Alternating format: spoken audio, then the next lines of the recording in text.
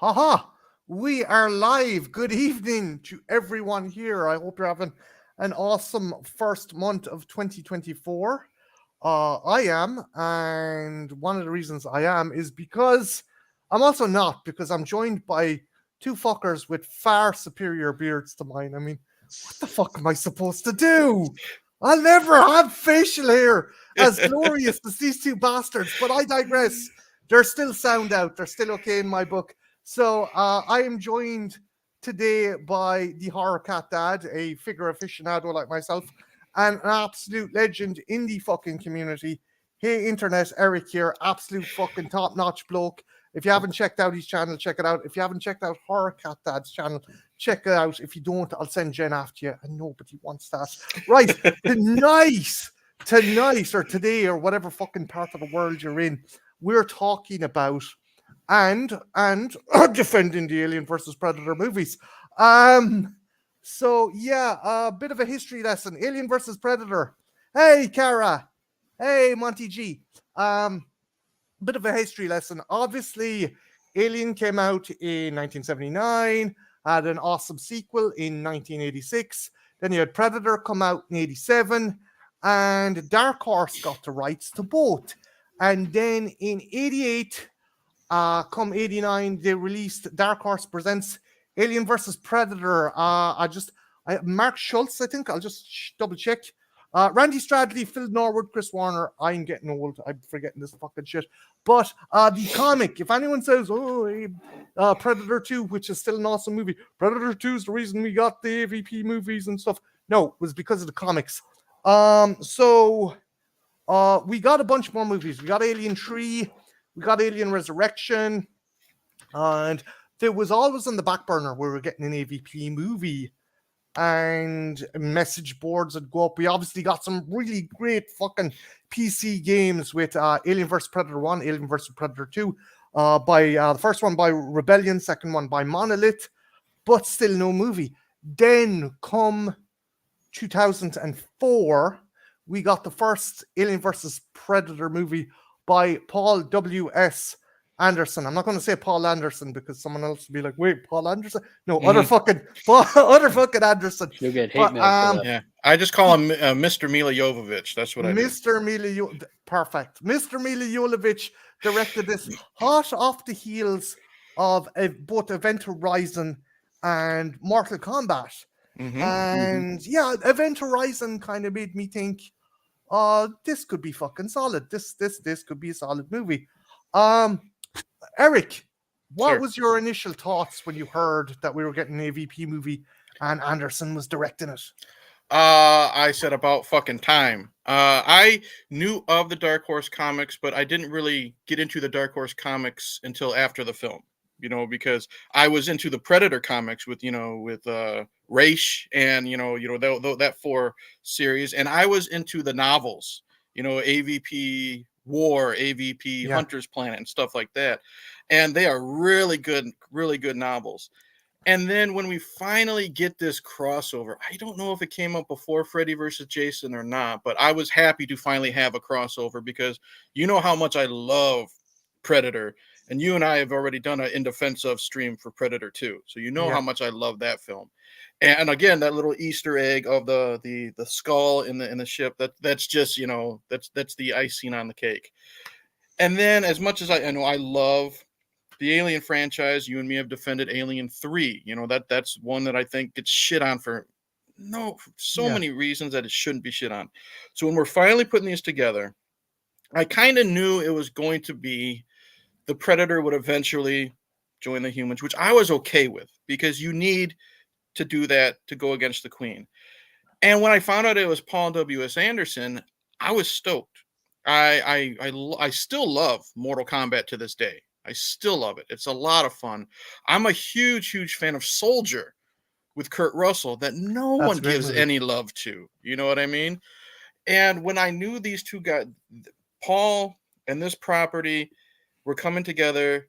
Lance Henriksen's coming back as Charles Wayland, Charles Bishop Wayland. I'm like, this is going to be a lot of fun. I wasn't looking for something to blow me away in terms of story and stuff like. I knew it was a monster mashup, and I was ready to sit there and just fucking enjoy it. And I did, because I saw this movie twice in the theaters, and you really got to twist my arm to do that.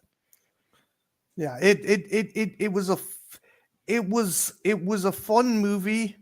I was amped, but alarm bells went off when I started getting word of the synopsis, and I'll get into that. Horror Catdad, what was your initial reaction when you heard Anderson was making an Alien versus Predator movie and all the info that had come out about it? Well, I was, I mean, man, I was hyped too. I still tell people Event Horizon is probably one of the films that, till this day, that kind of like creeps me out. Just with like, the effects and how like just I don't know the whole scene where you're seeing like all the people doing all the crazy stuff to each other. I don't know, for whatever reason that always creeped me out. And no, but not only that, but I mean like Mortal Kombat, like you said, or even Soldier too. I mean, which not for nothing, but it has a sort of spin-off to or connection to Blade Runner, so that's kind of cool. But no, I was super hyped for it. I didn't see that. The weird thing is, and I mean, I guess we can get more into it later, but I didn't realize it was PG-13 till after I saw it. Yeah. Like I never paid attention to that part. I was just like, hey, Alien vs Predator, man, I'm ready. I want to see this. And while I was watching it, well, we'll get into it. But yeah, that's my first. I was hyped for sure. I personally, honestly, didn't care that it was PG-13. That didn't affect me one bit. Yeah, like I said, I didn't realize it until after I saw it. And then I was like, really? That was PG-13? And then I started thinking about a lot of the scenes. I'm like, okay, that makes sense. And then I got the unrated cut or whatever on DVD. And I was like, oh, okay. Yeah, I see it. I see the certification and the plot were my first two alarm bells, because like you're talking about two of the goriest franchises imaginable, like the Alien and Predator. Now that said, if you go back and watch Aliens, actually a lot of the kills are done off screen. Like Pharaoh, a lot of the Marines are killed kind of like the cameras, the helmet cameras show when they're attacked and you don't see them being killed. Same with Carter Burke and stuff, they're all killed off screen. So I suppose I can give it that way. My major issue was it was set in contemporary times, which totally, for me, it's like, okay, the aliens are in a temple on Earth, which totally negates Ripley's struggle for the last 4 fucking movies. That's what kind of bothered me, and I just would have preferred to have seen Aliens versus Predators and Colonial Marines in the mix. But what we got wasn't dreadful either. I just think the cardinal sin was set in it outside the Aliens timeline. What's your thoughts on that, having it set outside? Eric, did you think, I know obviously for budgetary reasons, but do you think it was a mistake to set it in contemporary times? No, I actually liked it, because to me it kind of harkened back to how Predator 2 was in the city. I didn't mind that it was in our times, it was in the present, and it was something I could overlook.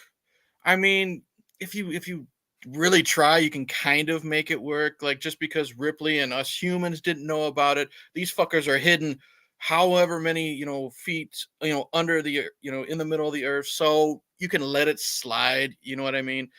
But there's the hardcore fans like you, Marty, that would have a problem with it. Me, I honestly, I just go with it, and I like how it's set into contemporary times, because we don't have these perhaps futuristic over the top weapons. You know what I mean? That's what I liked about Alien 3. They had to use their mind and shit like that. So I didn't really have a problem with it. No.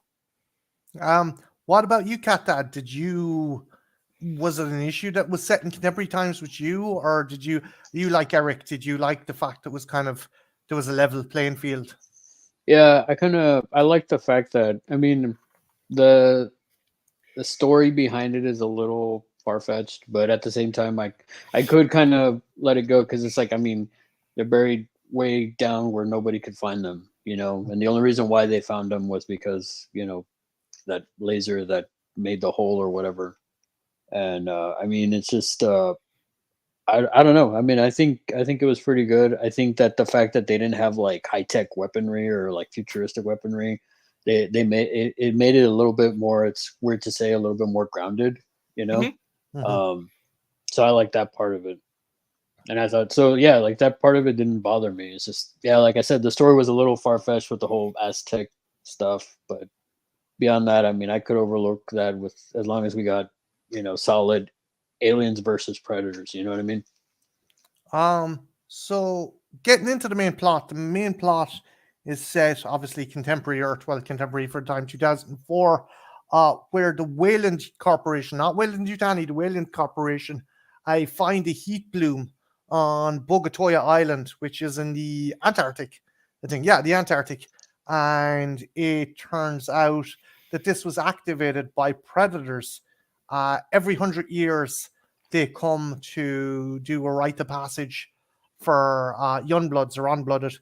And essentially, they are going to drop 3 predators down, unblooded predators, to a temple, which is like lots of people bitch about. One thing I don't have a problem with is the temple in the Arctic, because as one of the scientists says, the Arctic wasn't always the fucking Arctic. That part of the world wasn't always like covered in ice. Correct. So I'll give it that.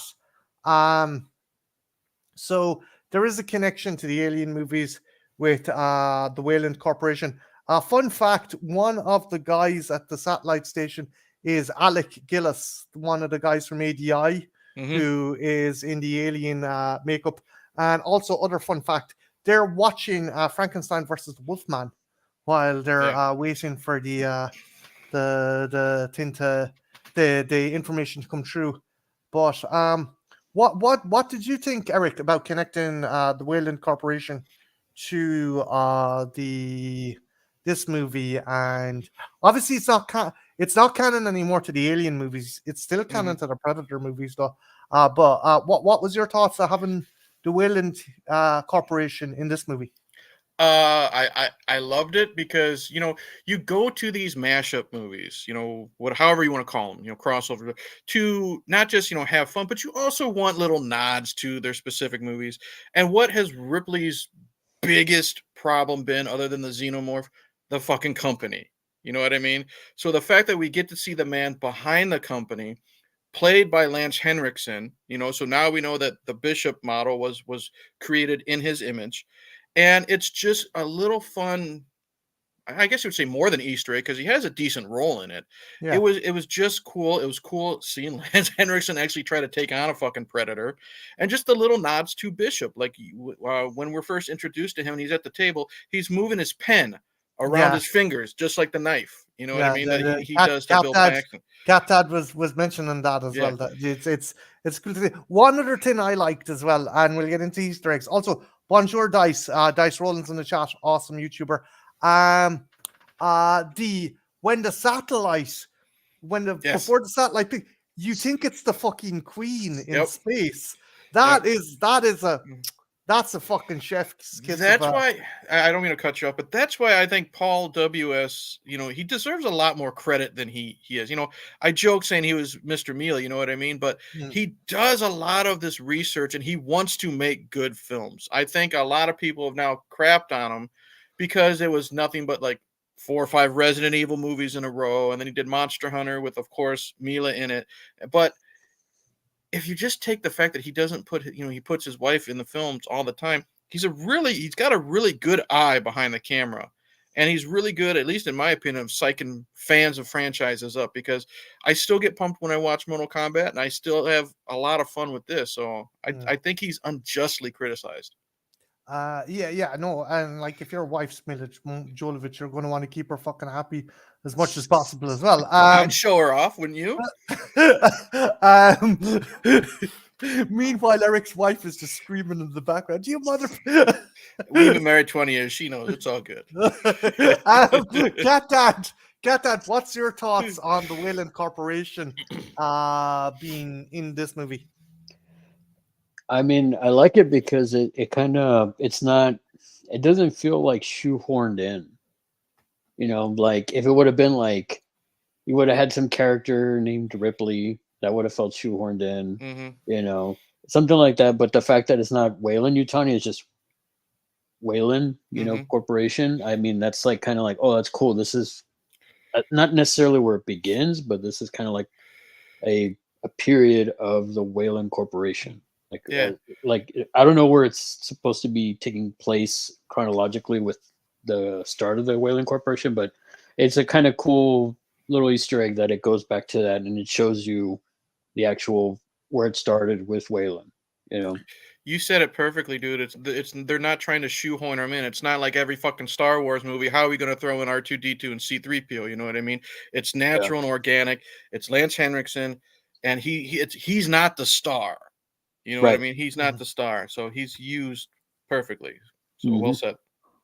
I do know, like Dark Horse and the video games and stuff, they tried connecting Prometheus and these movies, and it's like, yeah, sure, you can put little Legos on top of Duplo blocks, but you're Hmm. not really supposed to. But the Well, character. Oh, go on. Sorry, Catdad. sorry to cut you off, but I mean, you know, if you really rewatch this film Hmm. and then watch Prometheus, there's a lot of stuff, man. There's a lot of stuff that Prometheus has at the beginning, like when they have everybody together. Like I'm like, did Scott take this from AVP? Yeah, yeah, there is. I've seen arguments online where I it's don't like, know, man. fucking Like, Ridley Scott ripped off AVP because but I mean, I do love Prometheus. I really love that movie. I know Covenant is kind of but I will. Do you know what? I'll give one thing, and people, I'm going to be fucking murdered. My fucking Alien fan cards. I think the story for AVP is a lot more tight and coherent than fucking Prometheus. Mm. Or am I fucking clutching at It's been straws? forever since I've seen Prometheus. I've only seen it a couple times, so I don't really have a horse in this race. Like, I just, it's a paper thin plot, but Hmm. it goes from point A to B to C, whereas Prometheus goes from point A to C, back to B, over to E, and then to fucking Z. I think that it's struggling a lot. I can kind of I can agree with that. Um, I really, like I said, I really do love Prometheus a lot. I think more for the sci-fi element of it. I think it's a beautifully shot movie for sure, Mm, and I think it's kind of like it's a story happening within the Alien, you know, universe. universe, Hmm. and I'm fine with that.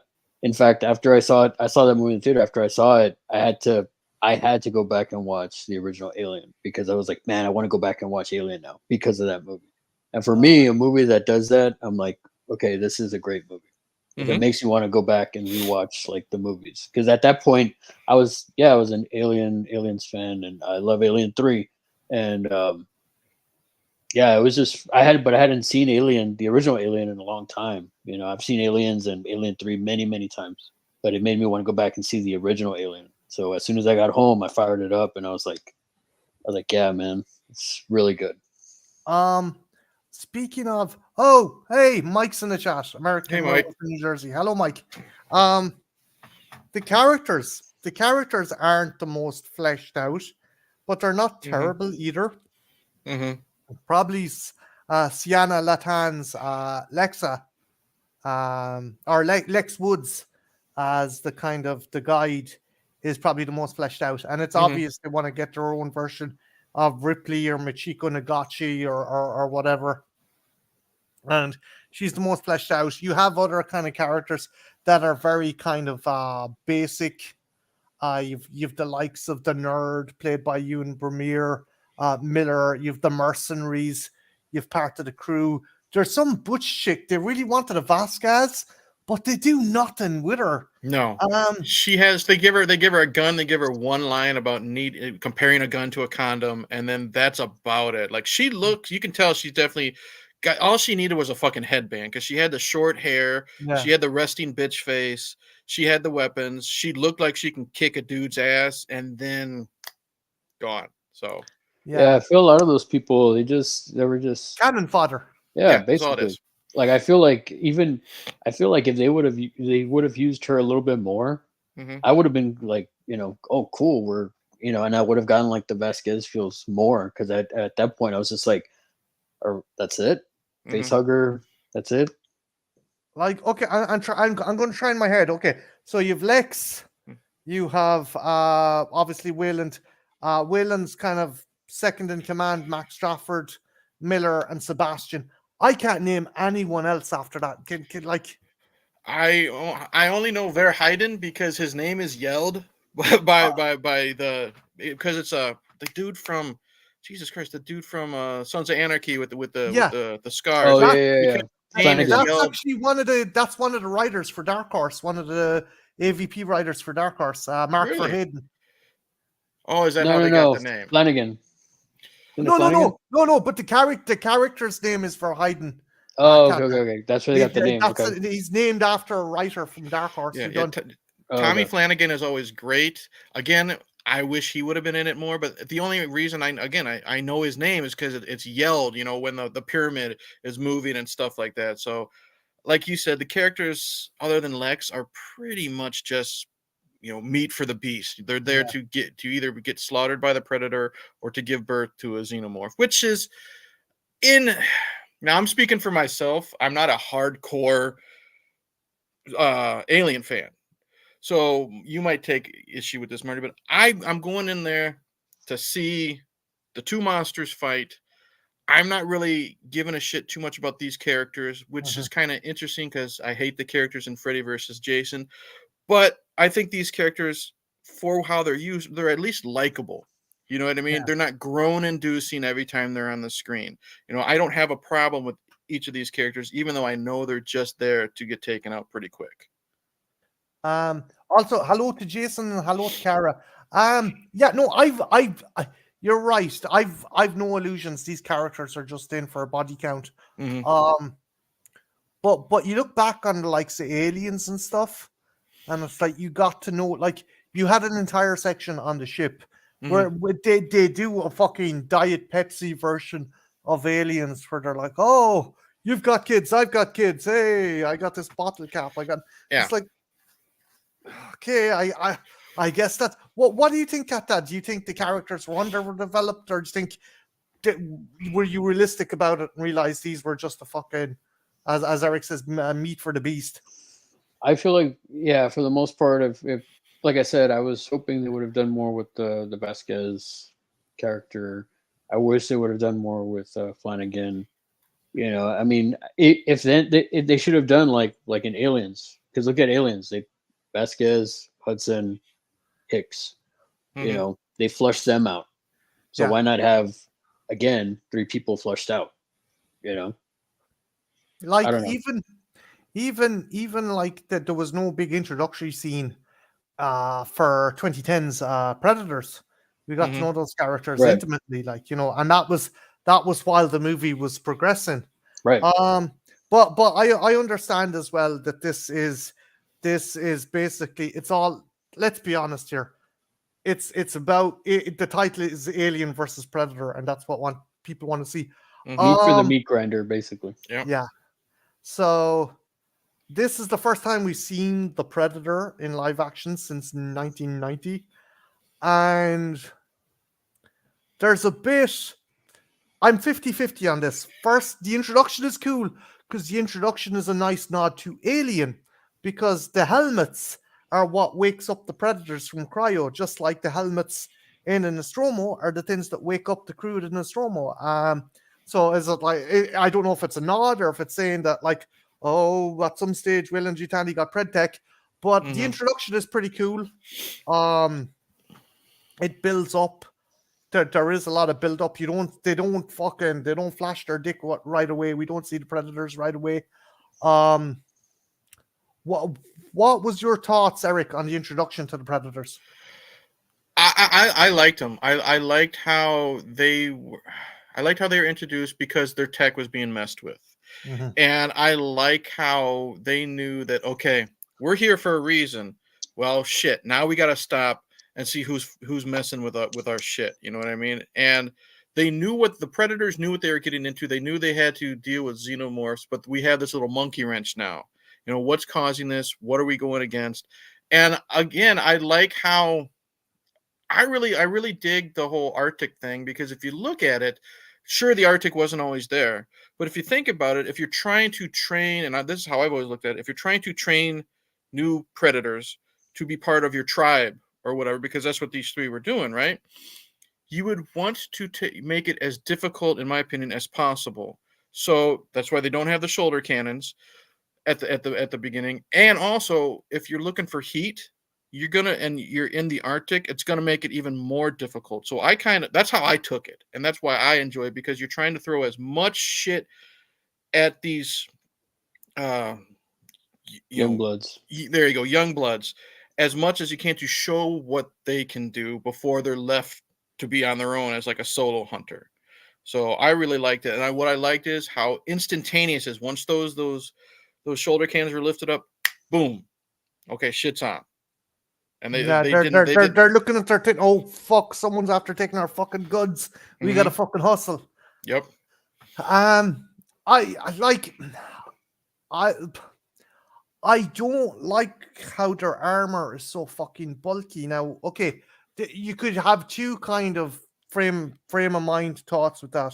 One, they're hunting aliens, and in the comics, in this comic, the lads are fucking kitted out to the nines. They're padded up to the nines. So I'll give them that. And the other thing, it is the Arctic. But I don't know. Catdad, what did you think? Did you think the boys were too bulky, or do you think it made kind of sense for the hunt, or what's your thoughts? Oh, they were way too bulky. I mean, at least if I can understand like the different species having maybe one bulky and maybe like the other two more like athletic, like in Predator 1 and 2, where they're like lanky, but they're they're formidable, they're tall, they're like they're just lean, you know what I mean? But having them all like, well, two of them specifically were like friggin' tackles in the NFL, it's just like, how are they supposed to be agile and all this stuff when they're that friggin' big? In fact, if you think about it, that's how one of them gets what's his name? Celtic? Chopper? Celtic. That's how he goes down, because he gets too cocky, and he can barely get back and forth and be agile with the xenomorph. So I mean, I don't know. This is I will say this: I do like the fact that when they are introduced to against the humans, they are stalking them. I like that. It's not just like, boom, here they are. I believe less is more, just like in the original Predator. Like the kind of invisible fucking noose. Yes, that's one of my favorite parts. That's a good oh shit moment. Yeah, I like that. Actually, nerdy question, Eric. Scar, Chopper, or Celtic? Celtic? Which was your favorite, or had you a favorite? I'm going with Scar, because I said I grew up reading the novelization, so I knew the meaning of the marking on his helmet. You know what I mean? Because that's what Machiko got at the end of the novel. So it was really cool to see that. And again, the other two were just taken out way too fucking quick.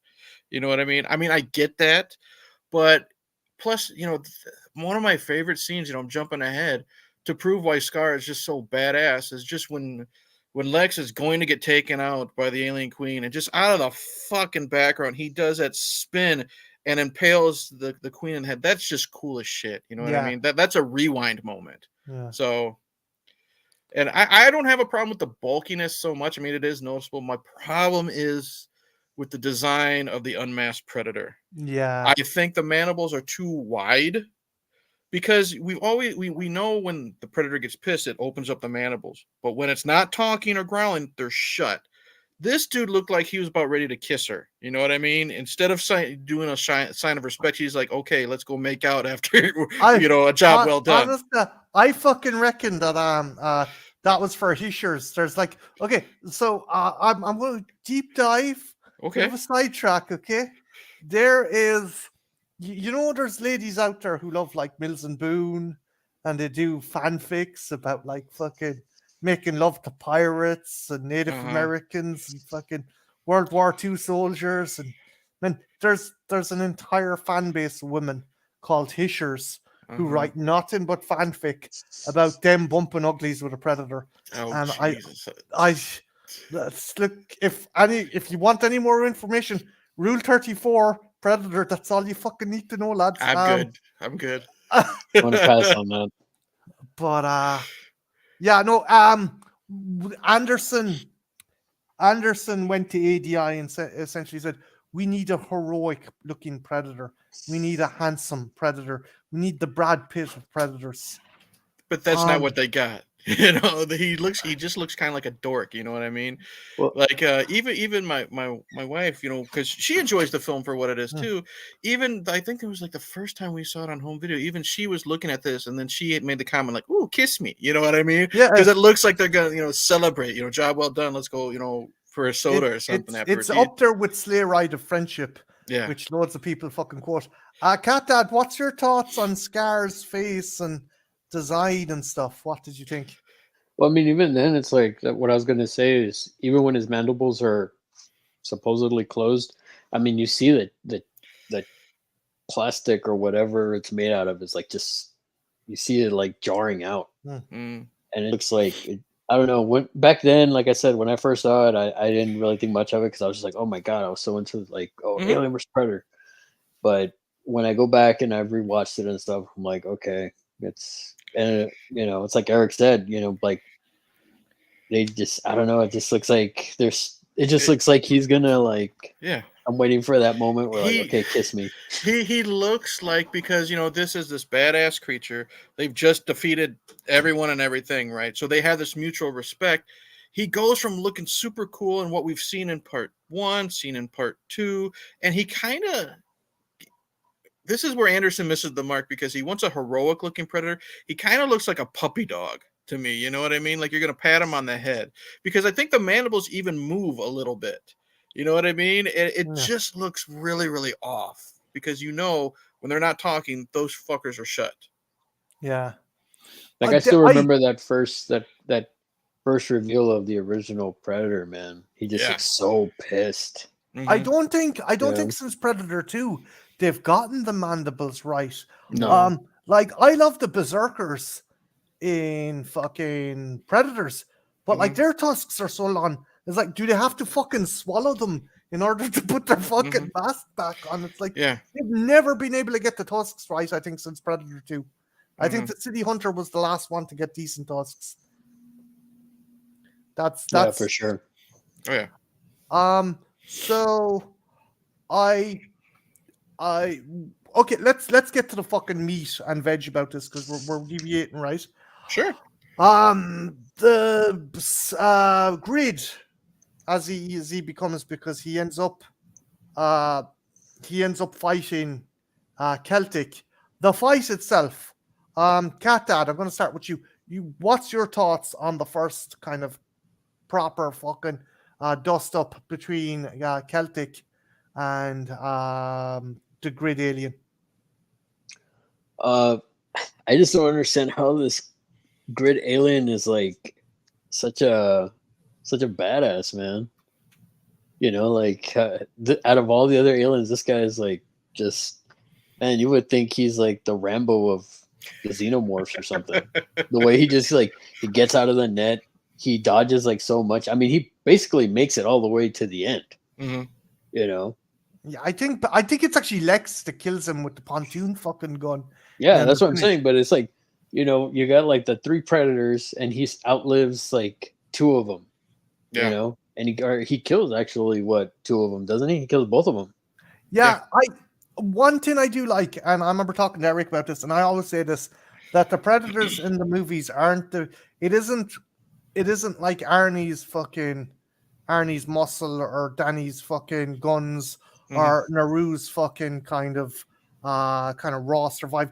It's they get too fucking cocky. Yeah. And that follows into this. That plays into this. Fucking Chopper is too busy fucking getting ready, taunting fucking Lex, getting ready to deliver the death blow. And as you said, Celtic is just fucking taking his time with killing Grid. So it's not. I'm not too fucking put out by the fact that the Grid xenomorph took out 2 Preds. I think the fight could have been longer. I think they could have done a bit more with it. That's my own opinion. Eric, what's your thoughts on the fight, the actual initial fight? I enjoy it for what it is. I love how, because it's like with a lot of these type of movies, when you have a swarm of a creature going against something else, you always have that one standout, no matter what. And that's why I'm glad they did, the grid scarring, because all xenomorphs fucking look alike. And that puts this one, until we get to the queen, to the forefront. We know who the leader is, to a lesser extent. That's why Stripe has the fucking mohawk in the Gremlins. You know what I mean? You have the leader, the one that's more intelligent, the one that's quicker, that's stronger. So we kind of needed that alien, air quotes, alien character to differentiate from all the drones. And you said it well, Marty, because we've said it before. The Predators are very cocky. And is it the reason Scar gets jumped by the facehugger? Because I love the scene where he grabs the chest burster and just snaps its neck, with his thumb. But he's too busy just not paying attention. He may be, I guess you would say, a new recruit. You know what I mean? Like for college, or however you want to say that. They're a pledge, however you want to say it. But he knows what he's getting into, and he's too busy not paying attention. And then that facehugger comes out of nowhere. You know what I mean? He has the situation taken care of. I do find it fucking kind of ironic that like his badass hero moment, it distinguishes him from the other ones. He takes out that first facehugger with the shuriken, catches it like he's fucking the man with no name, and then fucking slices the face off another one. Yeah, badass. And then he gets fucking pawned by another fucking facehugger. It's like, what did you think of that scene, Catdad? Do you think that fucking kind of neutered the character a bit, or do you think it was stupid, or like should he have not when he woke up, should he have gotten his fucking combi stick and goes, well, I'm fucking infected now, so Well, no, I mean, I think up until that point, I was like, especially when he was just like chilling and that xenomorph was coming down and he just like boom, just kebabs him with the shuriken. It's just like, I was like, oh man, this guy is the badass of the group, and then all of a sudden just said, I was like, oh, it totally undermines it. Yeah, exactly. It totally undermines everything he had just done. And then I will say this, I'm glad I don't see him as wanting to like, oh, I'm infected, I got to kill myself. Because I think what he wants to do is he wants to go and finish the job. Yeah. And then I think, so I like that aspect of it, that he wasn't just like, oh, well, I'm dead anyway. I don't know. It was like, I'm here to fucking prove my point. And then he goes off and he's the one that actually damages the queen for the most part. So, most of Lex's crew was taken out. I did like the scene where kind of we get hints of it, but Wayland attacks him and Scar scans him and he's like, this fucking dude has fucking cancer. He's not worthy. And then he fucks him away, only for Wayland to use his oxygen container and flare to cook him. What did you think of that scene, Eric? Do you think it was silly, or do you think it was cool? Or no, I loved it because, again, to a lesser extent, we're getting Bishop back. You know what I mean? I liked how, in my opinion, they didn't beat you over the head with the fact that he has lung cancer or whatever it is that's ailing him. But he gets to the point where he's like, okay, I'm not going to survive fighting this fucking giant monster. I'm going to do what I can to injure it or take it out. And it was really, really cool seeing it, because you know me, Marty, I love Lance Henriksen no matter what he is in, whether it's in this or whether it's something like Stone Cold, but seeing Lance Henriksen with a makeshift flamethrower trying to take out a fucking predator, it's cool. You know what I mean? Honestly, if someone, and this is just me because I don't know what you two guys think, if you think it's stupid, I think you're really looking too hard into an AVP movie. You know what I mean? So I personally loved it. And then he had a great death because it was just a basic, fuck you stab to the chest from the Predator. So I personally loved it. What do you think of that scene, Catdad? Yeah, I mean, Eric put it pretty well. I feel the same way. I like that he went out honorably and heroically trying to Mhm. trying to do something to stop this thing. And it's just one of those things where, yeah, the predator was gonna like, oh, you're weak, so you're not really a threat, Mhm. and then you get those little moments like we were just talking about where the predator is just like, see, this is the type of predator that I like, where it's just like no f's given.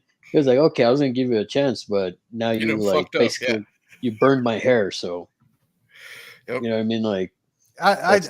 I do like where the predator spins around, his dreads are on fire, and the look on Waylon's And face. you hear him like grunt. Yeah, At least I do. Like I don't know if you all catch it, but he'll like when Mm-mm. he spins around, he kind of grunts and he's just like boom. That's when he impales him. it was at that moment he realized he done fucked up. Mhm. um, so we're down to one predator and one human, and Lex, before Sebastian was killed, Sebastian's like, oh, this is a prison, and we've taken the guards' guns away. The enemy of my enemy is my friend, which is a nice little nod to the novel. To the first Alien versus Predator novel. Michiko, like, I think is talking to Doctor Riviera in the med lab, and that line is used. But Lex decides to go off, find the last remaining predator, and give him her guns. Now he's pissed. He's like, my brothers are dead. You fucked up the entire hunt. He's getting ready to kill her, and then a xenomorph attacks them both. And I think there's a good transition because I think if that xenomorph hadn't fucking attacked, he would have killed her, taken his gun, and fucked off. But Mhm. he sees her. That's my own impression. Eric, what do you think? Do you think? Well, yeah, because if you think about it, he's still got a job to do. Whether he's, even though he's hunting down these xenomorphs, he's still in this Aztec pyramid for a reason to get his weapon to prove he's worthy. So if he, if, how would I say this?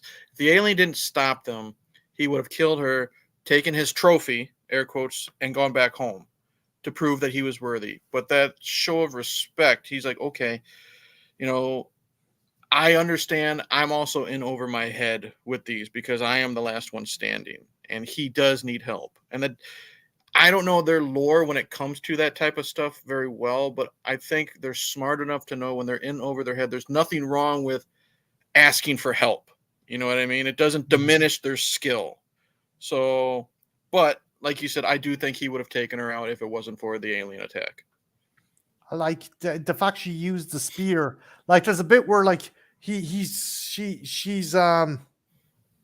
she's just killed the alien, and he's put on his shoulder cannon, and the tri lasers on her head, and he's walking back and forth. He's looking at the corpse, and he's like, okay, Hmm. maybe we can work with this. Maybe we can do something here. That was just my Catdad. What do you think? Do you think he would have? Do you think he would have fucking pawned her there and then for having his gun and fucked off, or do you think? Like, what do you think?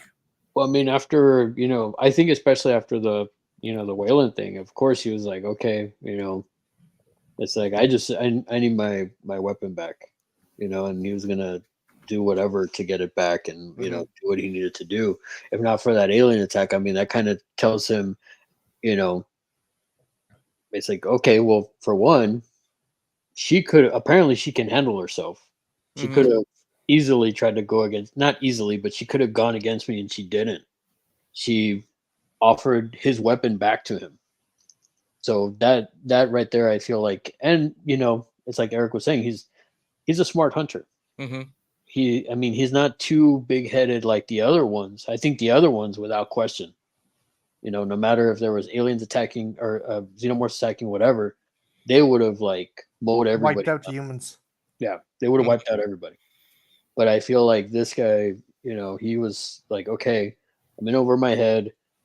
Clearly, she can handle herself, and obviously, she's not trying to fight me because she's offering my Her weapon gun. back to me. You know, Yeah, he's super smart because here's one thing that you also got to consider. You know, let's just he's got his shoulder cannon or whatever. He's still got to get his ass out of there. You know what I Mhm. mean? He's still and again he knows he's in over his head, so that's why I love the scene when he makes her that makeshift spear out of the tail, and I love how he shows her that the alien xenomorph head is acid proof. You know, a lot of people overlook it. They don't realize why he's doing it. He's pouring the acid to show that it'll save her from if there's a stabbing or whatever. There's great non-verbal communication between them. Yes. When they go into the hive, and she's like, "What the fuck do we do?" And he takes off his gauntlet, and he just does this, and she's like, "It's a bomb."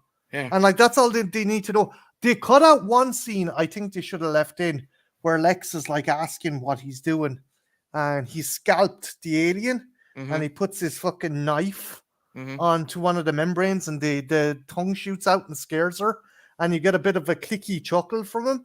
I think that should have been left in. I think it's in the extended version, but it was a deleted scene. I think that should have been left in, or do you think that would have been a bit silly? I think I can understand why it would be deleted. Maybe they could have kept it in, but cut out the chuckle, you know, from the Predator, because even though these are the young bloods, I don't think you want to hear a Predator chuckle. You know what I mean? They're not pranksters. Yeah. So maybe showing, what, the knife into the brain and the second jaw does, that would have been cool, but keep the chuckle out. But it is in the extended one. But so they end up fucking taking out the hive, making it to the surface on what a lot of people call the sleigh ride of friendship. After taking out, honest to God, I don't think it's that bad. Like, I mean, it is what it is. How else are they gonna fucking film it, dude? Yeah. Seriously. The Predator has a jetpack. How else are they gonna get out? Yeah. They turn into Boba Fett with a jetpack. Exactly.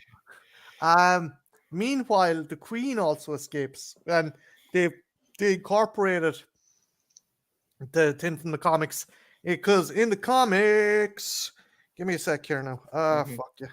In the comics, it's shown that the Predators keep a queen captive to lay eggs, and that's something they kept.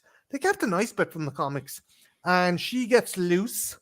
And the thing I like about this movie is it does veer on CG a wee bit, but it's still smart enough to know that practical effects are the way to go. What did you think of the Queen in this one? Oh, I loved it. Used sparingly, and that's what you want. Just kind of like how it was used sparingly in Aliens. We get to see that the Queen's there, so it explains how we get all these eggs. You know what I mean? So people aren't wondering. And I just love the little shots of it. It's you have to look to see it at the top of the tunnel before the sleigh ride. You know what I mean? Yeah. And stuff like that. And then when it is used, when it's chasing Lex, when it's attacking Scar, to me, and I don't know if this was Anderson's intention or not, it's like a T-Rex when it's chasing her, and I love the way it looks, especially when she's running through the whale bones and stuff like that. So it just looks good, and we've always wanted to see a pissed off running alien queen, because this might be the bad wording, but we don't see the alien queen do much in Aliens, because it's pretty stationary, and then once Ripley gets in the power loader, she grabs it by the neck, and then they fall. Yeah. This is full, free, pissed off alien queen, and I absolutely loved it. I do like where she first bursts out of the fucking ice, and yes, you're both right. The Predator looks goofy, but the expression on its face is like, "Oh, I didn't fucking sign up for this." There are times when the Predator face looks good. Like, I love that scene, and then when the Predator it's rageful, it's like that. Come on, motherfucker! Look, you know what I mean? When it's challenging them. So 2 out of 3 times it's used well. What did you think, Catdad, of the kind of Queen's arrival and the kind of final battle? Pretty good. I mean, as you were mentioning, running through the whalebones. I mean, it's for the time. I think the CG that they used for the Queen was actually pretty good. I like the fact that you see how fast she is, which is like something that's like, wow, man. She's like literally like right on the heels of Lex, and then to kind of piggyback off of what Eric said was, with the face. I love. There's a couple points. There's one point also that Eric didn't mention with the face of the Predator. I love that scene when he's about to throw the shuriken at the Queen, where he just has it, and you see his face behind it, and he just looks like mad, and he just like right before he tosses the shuriken at the Queen.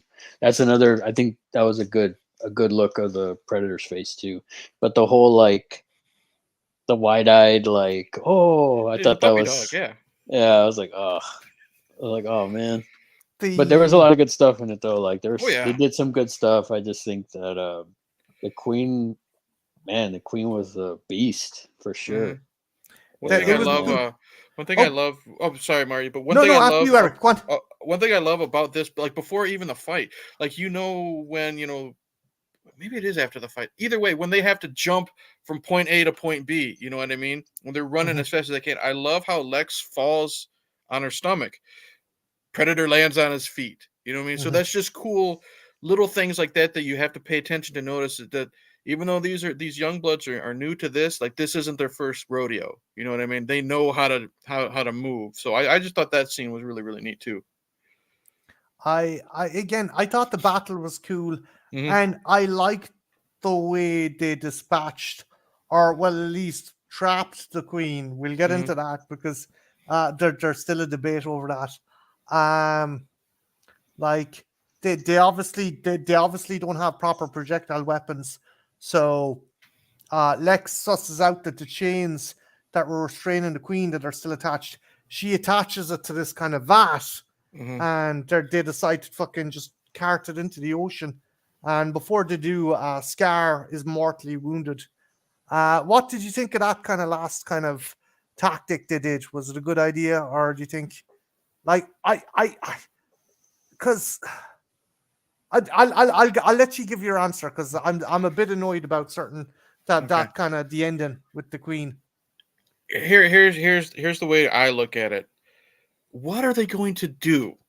You know what I mean? How are they going to defeat it? First off, the it's already been stabbed a bunch of times. It's had part of its hood sliced off, but they're still overwhelmed. They don't have lasers. They have to use their practical weapons or whatever they have, their environment, to defeat this thing.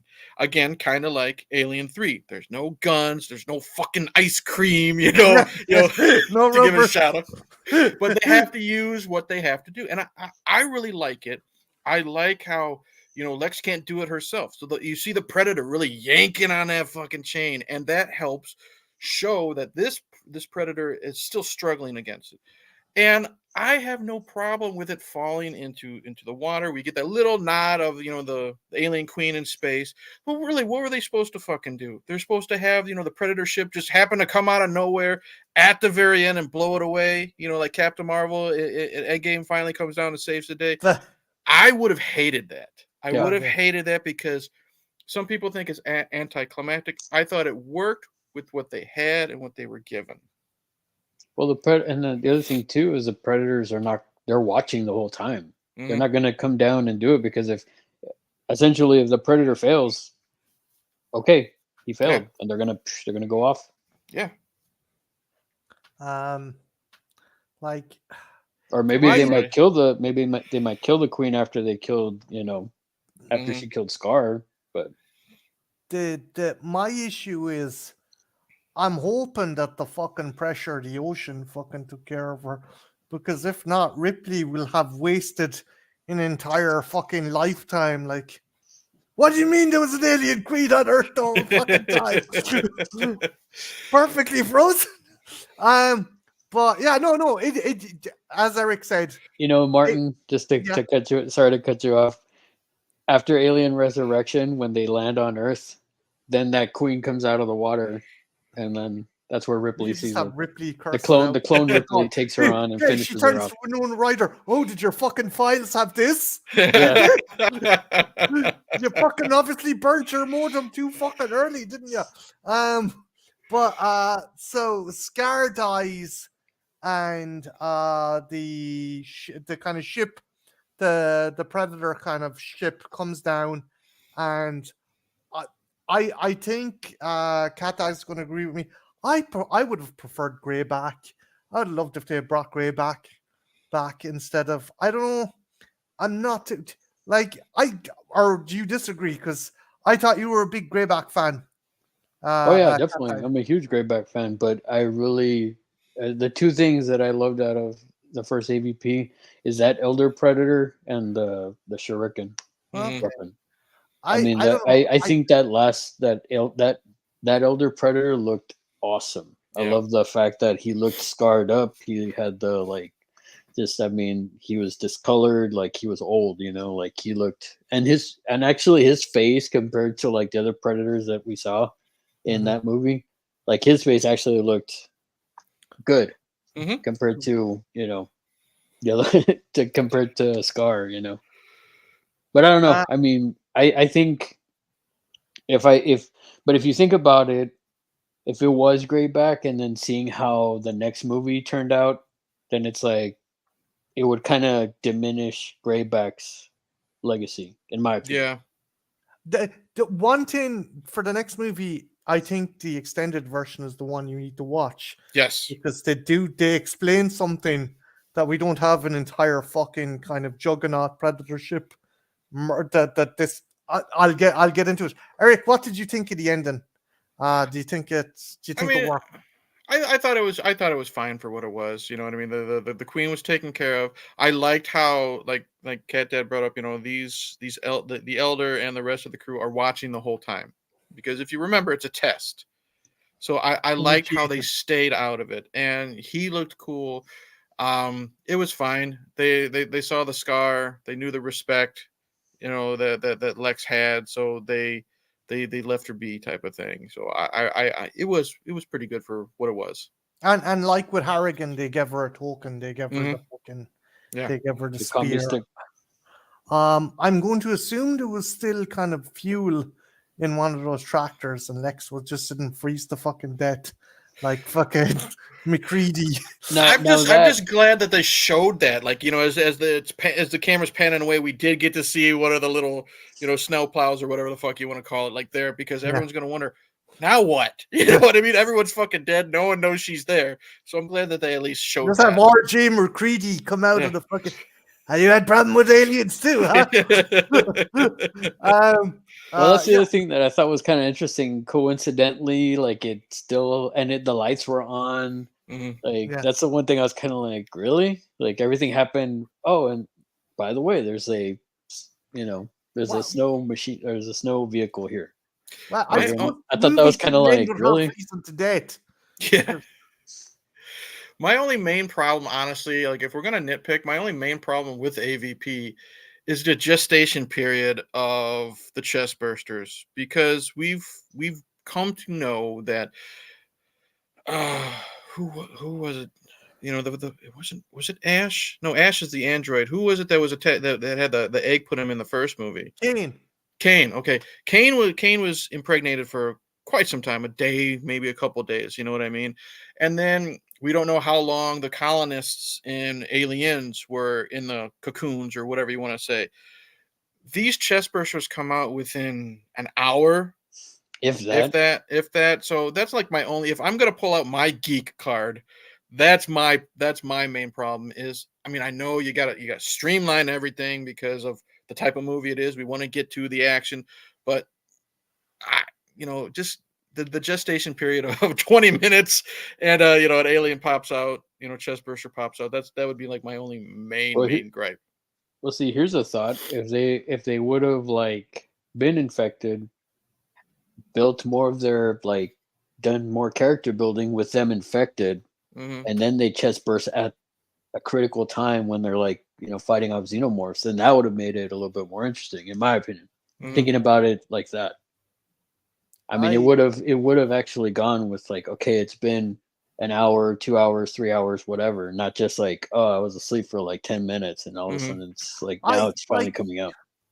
I would have had them okay to set up camp at the whaling station and maybe the predators abduct some people Hmm. and that they're like not sure about going down, but when people are abducted, the team goes down and that gives like the fucking time frame for people to fucking chest burst. That's what I would have done. So the movie ends and Scar was he chest bursts and we get a Pred alien. That was introduced in Alien versus Predator War. A comic came out in 1994, if I'm not mistaken. So that brings us to a movie that's just a wee bit more difficult to defend. Yeah. 2007's AVPR. I don't hate this movie. Mhm. It would be easy to say I hate this movie. There's some elements I like, but I think in order to enjoy it or try and enjoy it that bit more, you have to watch the extended edition. I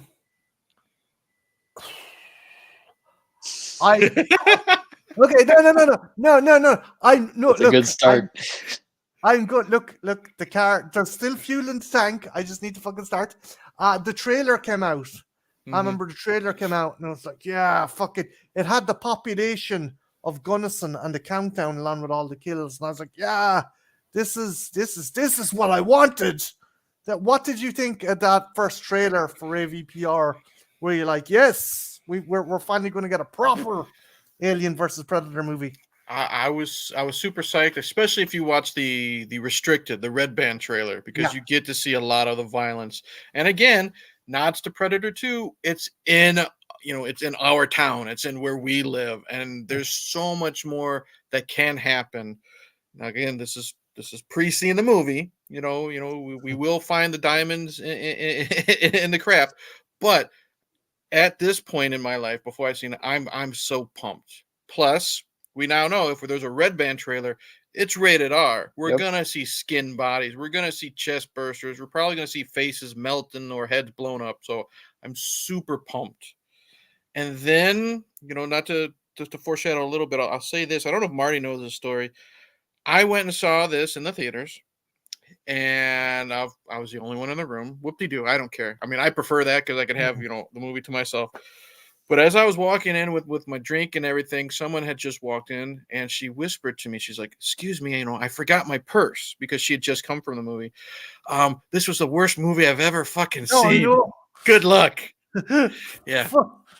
So. Wow. Yeah. But trailer wise, I was very excited. Oh man. What about you, Catdad? When you saw the trailer for this? I didn't have an experience like that, but when I or no, for the trailer, I mean, yeah, when I saw it was a red band and I saw that it was rated R, I'm like, okay, here we go.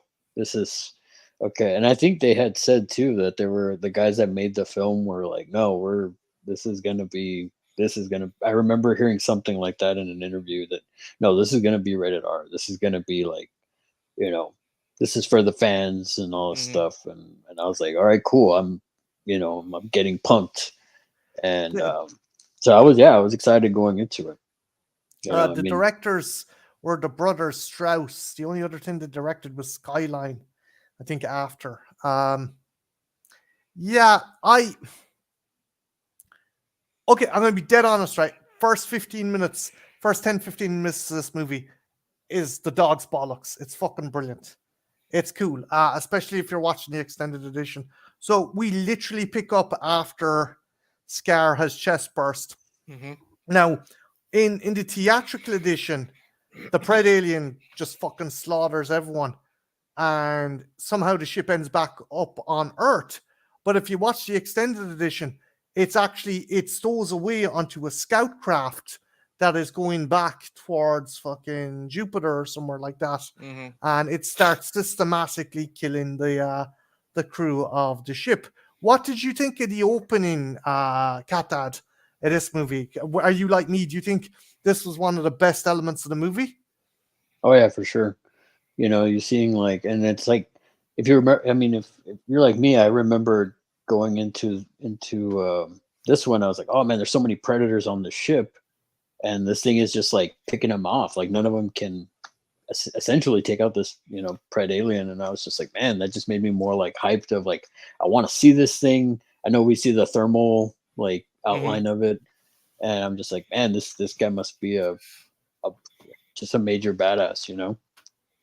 And Uh, then so yeah, like that whole beginning of, you know, we get predators already. We're from the start, we're getting like predators getting killed by this thing, and it's like, okay, this thing is definitely not to be messed with. like I liked as well. It showed the daily kind of goings on of the fucking predator ship with them Mhm. carrying on the face huggers and stasis, and the dude working at his workbench skinning the xenomorph skull, Mhm. which doesn't really make sense, but fuck it. And the trophies, you got the Triceratops, and keep in mind this is before Prometheus. You got the jockey head, and you Mhm. got a bunch of other skulls there. That was pretty cool. Well, I And think then that's supposed to be like, I sorry to interrupt, Marty, but I think that's supposed to be a nod to Predator 2 when you see the all the other trophies. Like oh at least yeah, that's no, how I took it. no, of it is, it is, it is, it is.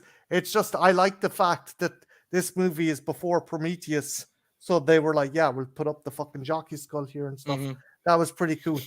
And then fucking there's a video, guys, of a dude who gets fucking he gets overtaken.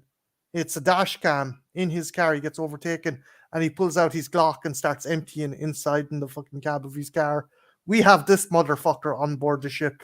He just starts opening up with his shoulder cannon. Mhm. And you're like, what the fuck? I get it.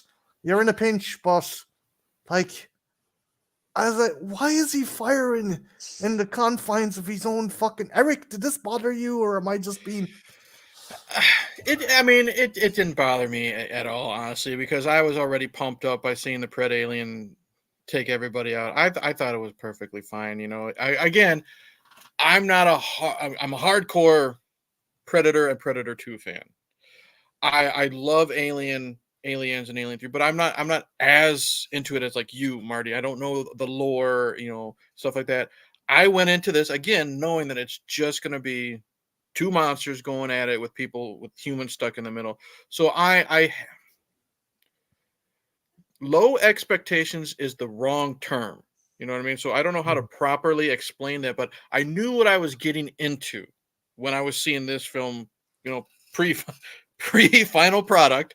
But so I was just rolling with it and just having a blast seeing all these fuckers getting taken out. I was completely fine. um like I suppose I am being nitpicky because like Predator, it's like shit, my crew's being killed. You would fucking pull like a gun if you're on an airplane and someone was trying to kill you. You'd probably fire off a couple of shots. So the ship goes down, ends up in fucking Earth again in Gunnison or Dawson's Creek or wherever the fuck. So Here we Marty, let go. me ask you this before you continue. Like, Mhm. so in regards to like the predator shooting the hull, basically, would have this been cooler, or would you have been more accepting of this if it would have been like a shuriken, or you know, I like some just sort of like one of those weapons? I think this I just feel that them discharging a plasma weapon on board their ship just seems kind of stupid for a predator. But that's just me. Maybe I'm Mhm. wrong. But again, he's in a pinch. Yeah. This thing's fucking just murdered a bunch of his crew, so he's like, fuck it. And he needs to take it out quickly. I'm just being a picky bitch, Catdad. That's probably the best way. So the motherfucking ship lands in a mid noughties fucking teen drama. I mean in Gunnison, and In a CW episode. see fucking exactly. Egg fucking where's Barry fucking Allen when you need him? The it lands in the forest. Okay, And then Buffy comes out.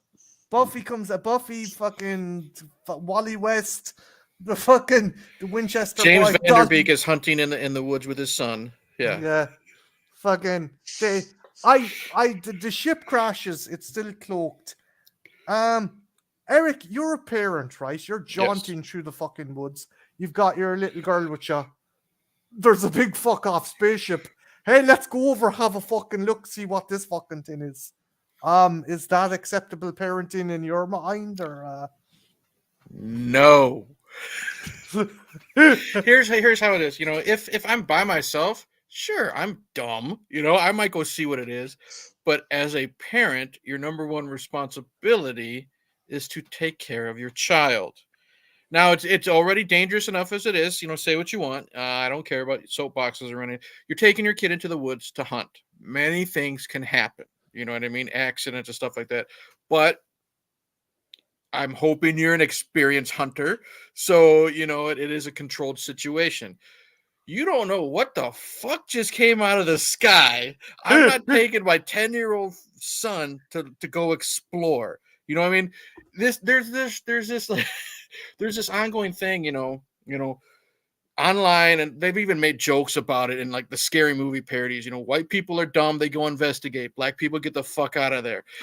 If I was by myself, yeah, I'm gonna go investigate. You know what I mean? Because that's just how I am too. This goes. But if you're there with your kid, no, get the fuck out of there. So, but Buddy Benson does not win Father of the Year. Catdad, what's your thoughts on that fucking? What's your thoughts on that scene?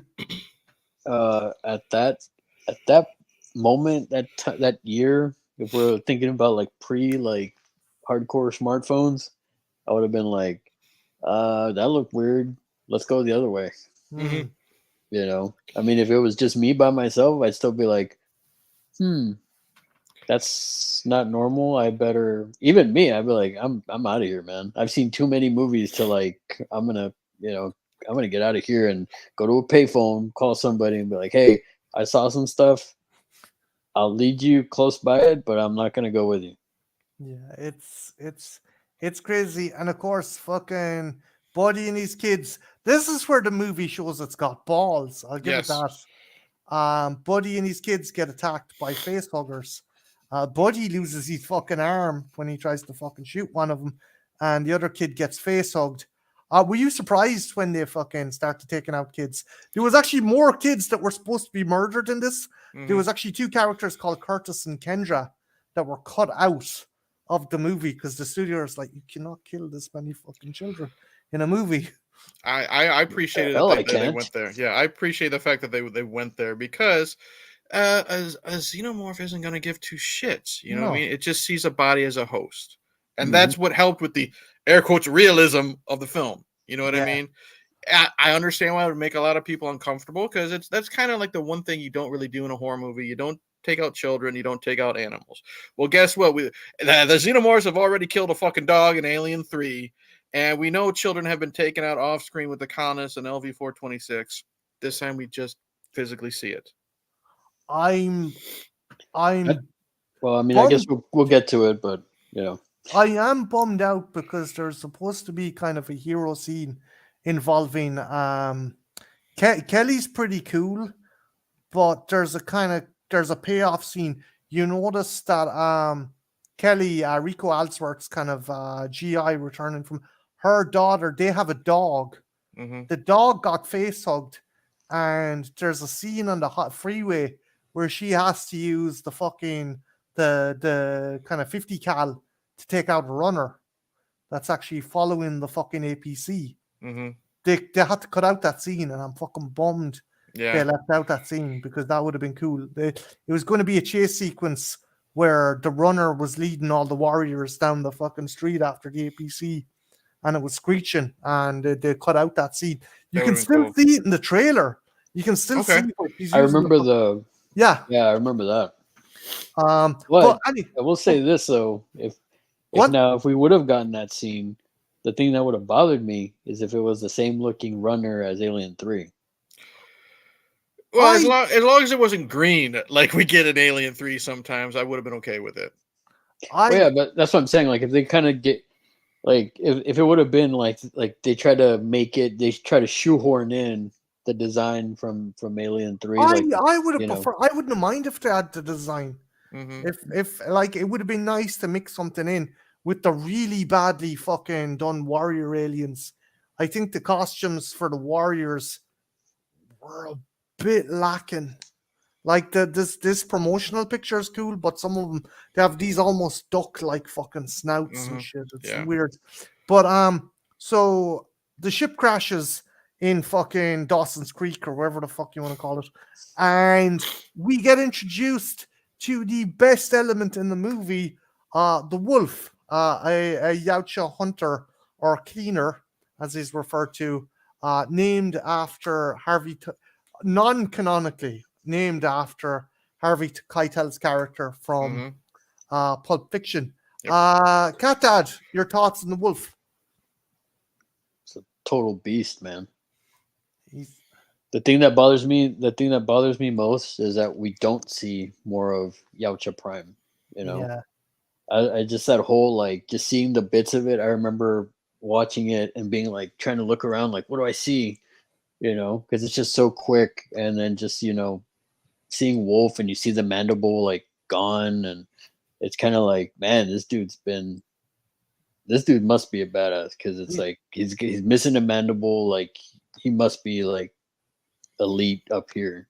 yeah. That was just off the first, what I saw, and he's like watching the biomass camera, stuff. So I was just like, man, and he doesn't take much. He just like takes the whip.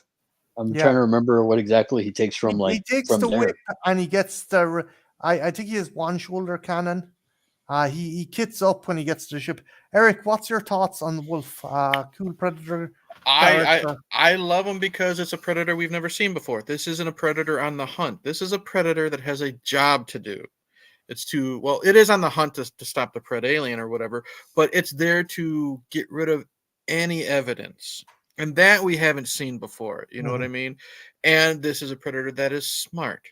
And not saying the other ones aren't, but this is a predator that is smart, and it knows that, priority number one is to hide all evidence, kill the aliens and then melt them, to lack of a better term. You know what I mean? So, and again, when we do get to see the fucker, because I know we're going to talk about how dark this movie is, and I'm not talking about tone, he is just so cool. When he is just taking out the soldiers with his cannon when they're on like the construction site and stuff like that. There are so many scenes of him that just shows how cool he is. I love the final fight. I just wish we focus more on his mission than the love triangle and shit like that with the pizza boy. You know what I mean? Okay, we're gonna hit the fucking pink elephant in the head with a fucking pin hammer here. The characters in this, human characters in this, at best, I think Rico Alsworth from 24 as Kelly is probably the best of a fucking shite bunch. I think maybe Dallas if you're pushing it. Catdad, human characters. What the fuck is going on here? What do you think? They're all trash. Is there anyone like even Kelly? Do you think Kelly is kind of pointless? The mom, another Diet Ripley. Yeah, I mean, it's just okay. Going into I'm going back to AVP, the first one. Lex, before even before knowing the story of Machiko, now I'm like, oh, cool. That's a cool nod to Machiko. That's what I saw. It's not shoehorned. I didn't see Ripley. I didn't see this is a another Ripley or whatever. I didn't see that. Here I saw okay, they're trying to this is Ripley. They're trying really hard to get teeter on that line of this is Ripley, this could be Ripley, and I didn't like that part of it. I feel like I just felt like it was too, I guess, I don't know. When I saw her character, I was kind of annoyed by some of the stuff that she did and the way she did certain things. But to me, it was too much. They were trying to make this their Ellen Ripley. That's how I saw it. Actually, the one character I did enjoy in this, and he was in it. He's a character actor, a horror character actor, Robert Joy, as General Phillips. And there's some nice little nods to Predator 2 in his scene, but we'll get into that. Eric, what's your thoughts on the human character in this fucking melodrama? Okay. I thought Kelly was fine for what she was. She didn't really leave an impression on me, but she was fine. Same with the sheriff. I liked him. He was fine. And then I guess you'd say the older brother. He was fine. No, those three aren't great, but they're okay. But when we were focusing more on the bullies, the wimpy pizza guy, and then the blonde, the love interest, when we're focusing more on them, and they don't do anything other than get pick on the nerd, or just be like, the wannabe love interest for the nerd, that doesn't fit in an Alien versus Predator movie. And again, remember, I said the characters in the first AVP, they're there, meat for the grinder. We know that. But the difference is, I like them or I'm not annoyed by them. I don't give two shits about the kid, who delivers the pizza. He gets his fucking keys thrown in the sewer. I don't give a shit that his boss treats him like crap. I don't care about any of them, and a lot of them are but it's annoying. real. It's real. It's I know approachable. it's It's not every real. day. But see, the thing is, here it is. You know me, Marty. I love my slasher films too. It's But real bad. That's what it is. But my thing is, if I'm annoyed by these fuckers, there's a difference between an asshole who, when he gets taken out, it's a fist pump moment. It's like, yes, finally. Yeah. The problem is with these characters, and the blonde was fine. Her death was an oh shit moment I did not expect. So I'll give them props for that. But when I'm following these type of characters that I don't give two fucks about, and they annoy me, when they die, instead of a fist pump moment, it's like a finally. You know what I mean? It's about a goddamn time they're dead. So Kelly, the sheriff, and to a lesser extent, the older brother, they're fine. But these fucking teenagers and their little, and the bullies, all of them, I didn't like him at all, and it takes away from the movie because they're focused on more, in my opinion, than the wolf. Yeah. And in an AVP movie, yes, we got to get to know these characters, but we know them too much, and what we do know is garbage. So to kind of put it into perspective, Eric, if you really think about it, it's essentially like a Jason movie. You're there to see Jason, and you can't wait for the kids to get killed off because they're so annoying. But for the most part, in my opinion, 99%, we're not talking about the remake piece of shit. Most of those characters you have reasons to like them or enjoy them being on screen, or just be like, okay, they're fine. These fuckers, That's what I'm saying. Like these ones, like you can't wait for them to die in this. Right. Like, whereas the other ones, you kind of like you're enjoying them, and you're kind of like, oh, these are kind of douchebag kids, but I'm still having fun with them. And then they get killed, and I'm like, okay, cool. It's just like we focus too much on. I'm going to use Marty's term. We focus too much on Dawson's Creek instead of Kelly and the sheriff. Give those characters more scenes so I can enjoy them more. You know what I mean? Instead of just dumping these guys on me. So now, Marty, I will say this: I do like so. I like the actor that plays the sheriff. I like him as an actor because I've seen him in other stuff, and he's really good. In this, he was just dumb. Yeah, it's like he just wasn't smart. In my opinion, I don't know. It seemed like the town didn't even respect him as a sheriff. Also, just answer. Creepy Me, you brings up something. You'd love Bill. Bill Paxton was supposed to be in this. There was supposed to be 3 cameos. One, Paxton was supposed to be the dude who worked in the kitchen who got despined by the Pred alien. Okay. He had other fucking engagements. Michael Biehn was supposed to be head of the SEAL team that rescues them at the end. And Baldwin, not the fucking one of the Baldwin brothers, but the Adam. Baldwin who was in Predator 2, was supposed to be Garber, not General Phillips, because that was an old wolf operation that was being conducted there. But the fucking human characters are just shit. See, Baldwin, honestly, I didn't know about that, but Baldwin, I think if he would have showed up as a cameo, that would be pretty cool. Yeah, like that would have been a nice, like, oh wow, it's a dude from Predator 2, and it would make sense in the time, you know. Yeah, especially because at the end, remember, damn it, we almost had him. Don't worry, asshole, you'll get another chance. That would fit perfectly. Yep. You know what I mean? Especially if he was the same character. Yep. So I don't know. I'm not big on American cities or American cities. a small Colorado town, does it have a sufficient enough sewer system to have like hundreds of homeless people living in the tunnels below? Like, In the is this CW normal verse, it people? does. Yes. Okay.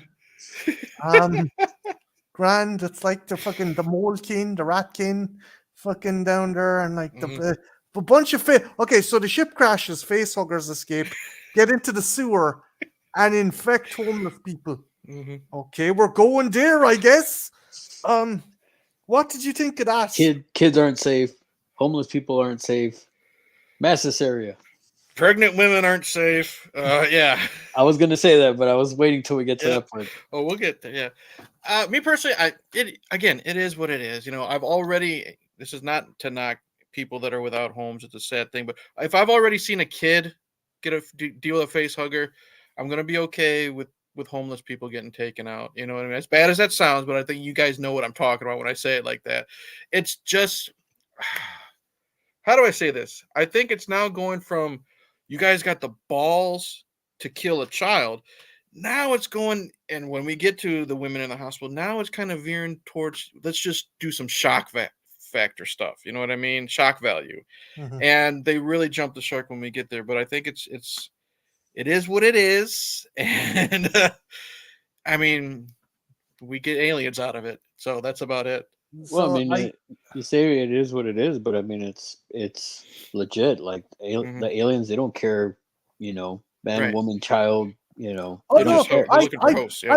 I'm not fucking disputing that. I'm just like, how shitty of a place is Gunnison if there's an entire fucking underground society of homeless people who have a nicer couch than our lead character. Well, look at it this way. Compare the way the homeless people looked to the Dawson Creek kids. They don't belong there, so they belong in the sewers. You know what I mean? Yeah. That's how they're going to be looked at if they go try to get a free slice of pizza or some bullshit. You know what I mean? They probably have a very low 401k or some fucking shit. Get out of here. Yeah. You're only making you're gonna have a grand a month.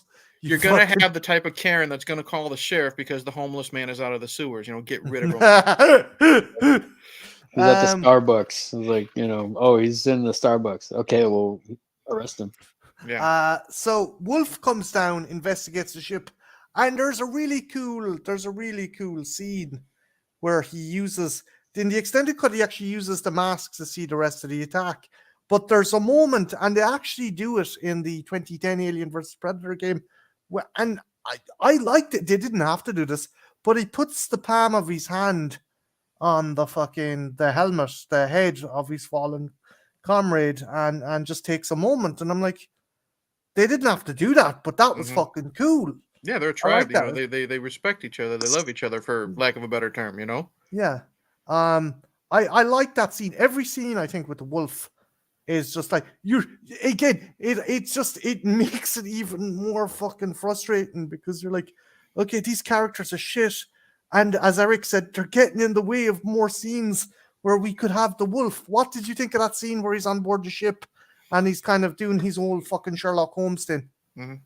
I loved it. Again, it's something we don't see. You know what I mean? Because the Predator's always, you know, it's always hidden. It's taking them out, you know, when they can. And now, finally, we get to see a Predator not fighting a human and not fighting a xenomorph, like doing its thing. And again, this is a different type of predator. You know what I mean? It'll hunt you and kill you if it needs to, but that's not why it's there. And it was neat, like I said, putting 2 and 2 together because it's something new. And sometimes, you know, something new doesn't mean something good. In this aspect, I think it is. It like, again, he's clever enough to use the liquid from the fucking stasis tubes to track the facehuggers, and just he's like, okay, I'm definitely didn't prepare properly, so I'm gonna grab this guy's fucking other shoulder cannon and grab this. He starts. What did you think of that scene, Catdad? Oh, I loved it. I mean, to piggyback off of what Eric said, I mean, what they missed the mark with this film, I mean, I can understand in the first AVP you had 3 predators, right? So you had a lot going on. It's a single predator here.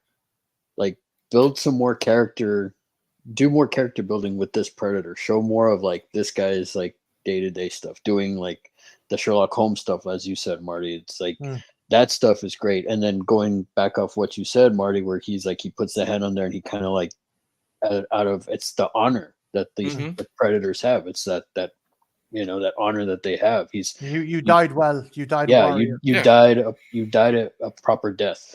An honorable death. It's kind of a deep cut, but let's go to. It's kind of reminds me of like when Aragorn is saying goodbye to Boromir in Fellowship. You know what I mean? There's that love and respect, even though they were at odds. And that's how these predators have a code for a reason. So it was like the military. It's your fallen brother. You love and respect them no matter what, and that's what it made me think of.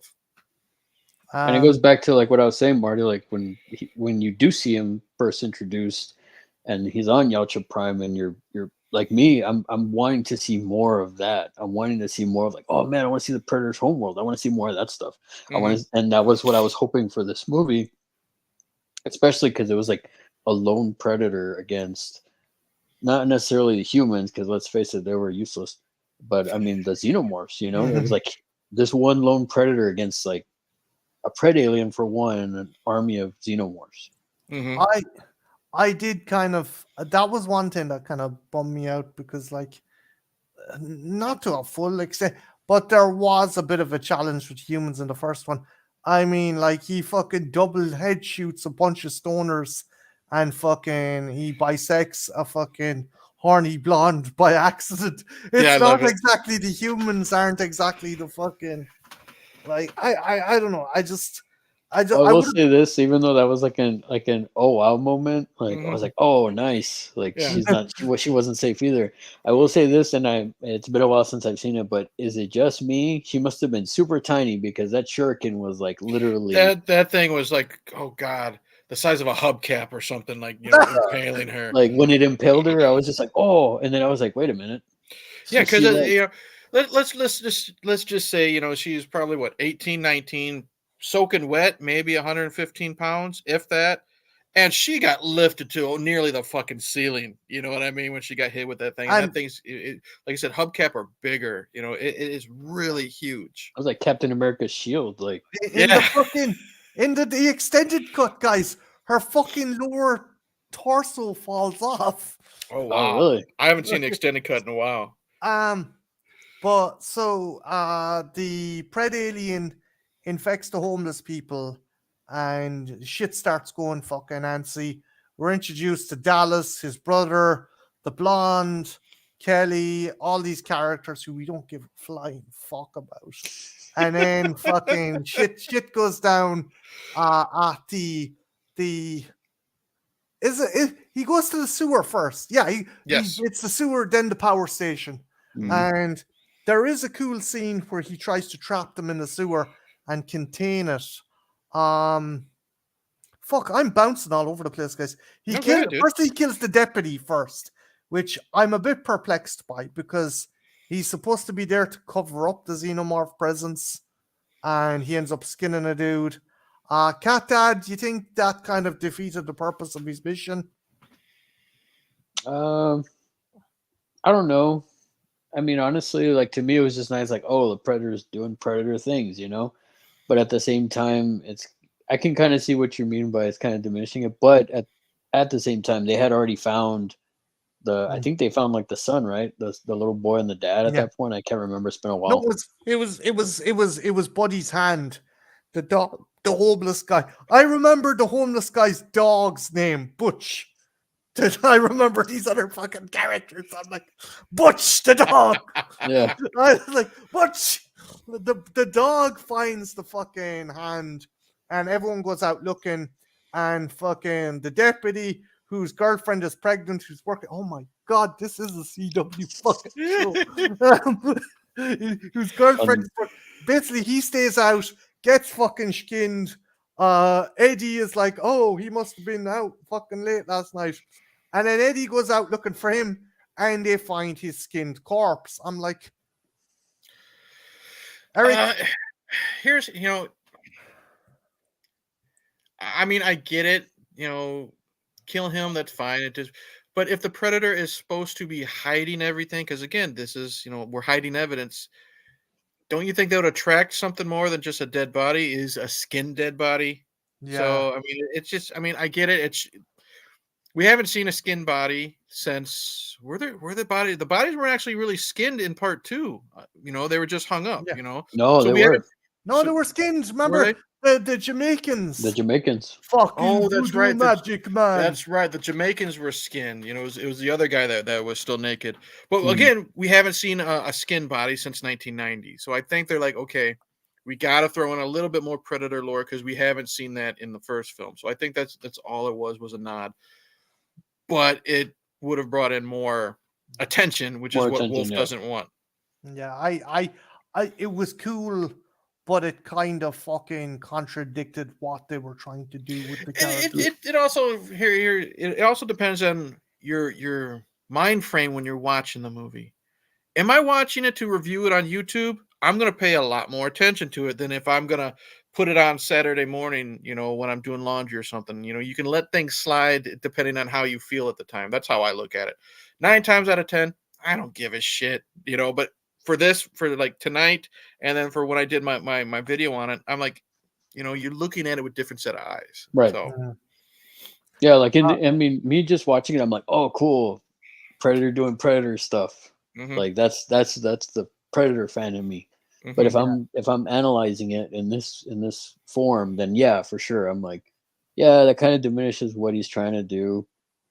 At the same time, you can make the argument, well, they found the other dude's hand, and Mhm. so the cops are kind of alerted to something's going on. So it's like, well, oh, now we have a skinned body. It's like they don't know it's the Predator. For all the Predator knows, like they've already seen the xenomorphs and stuff.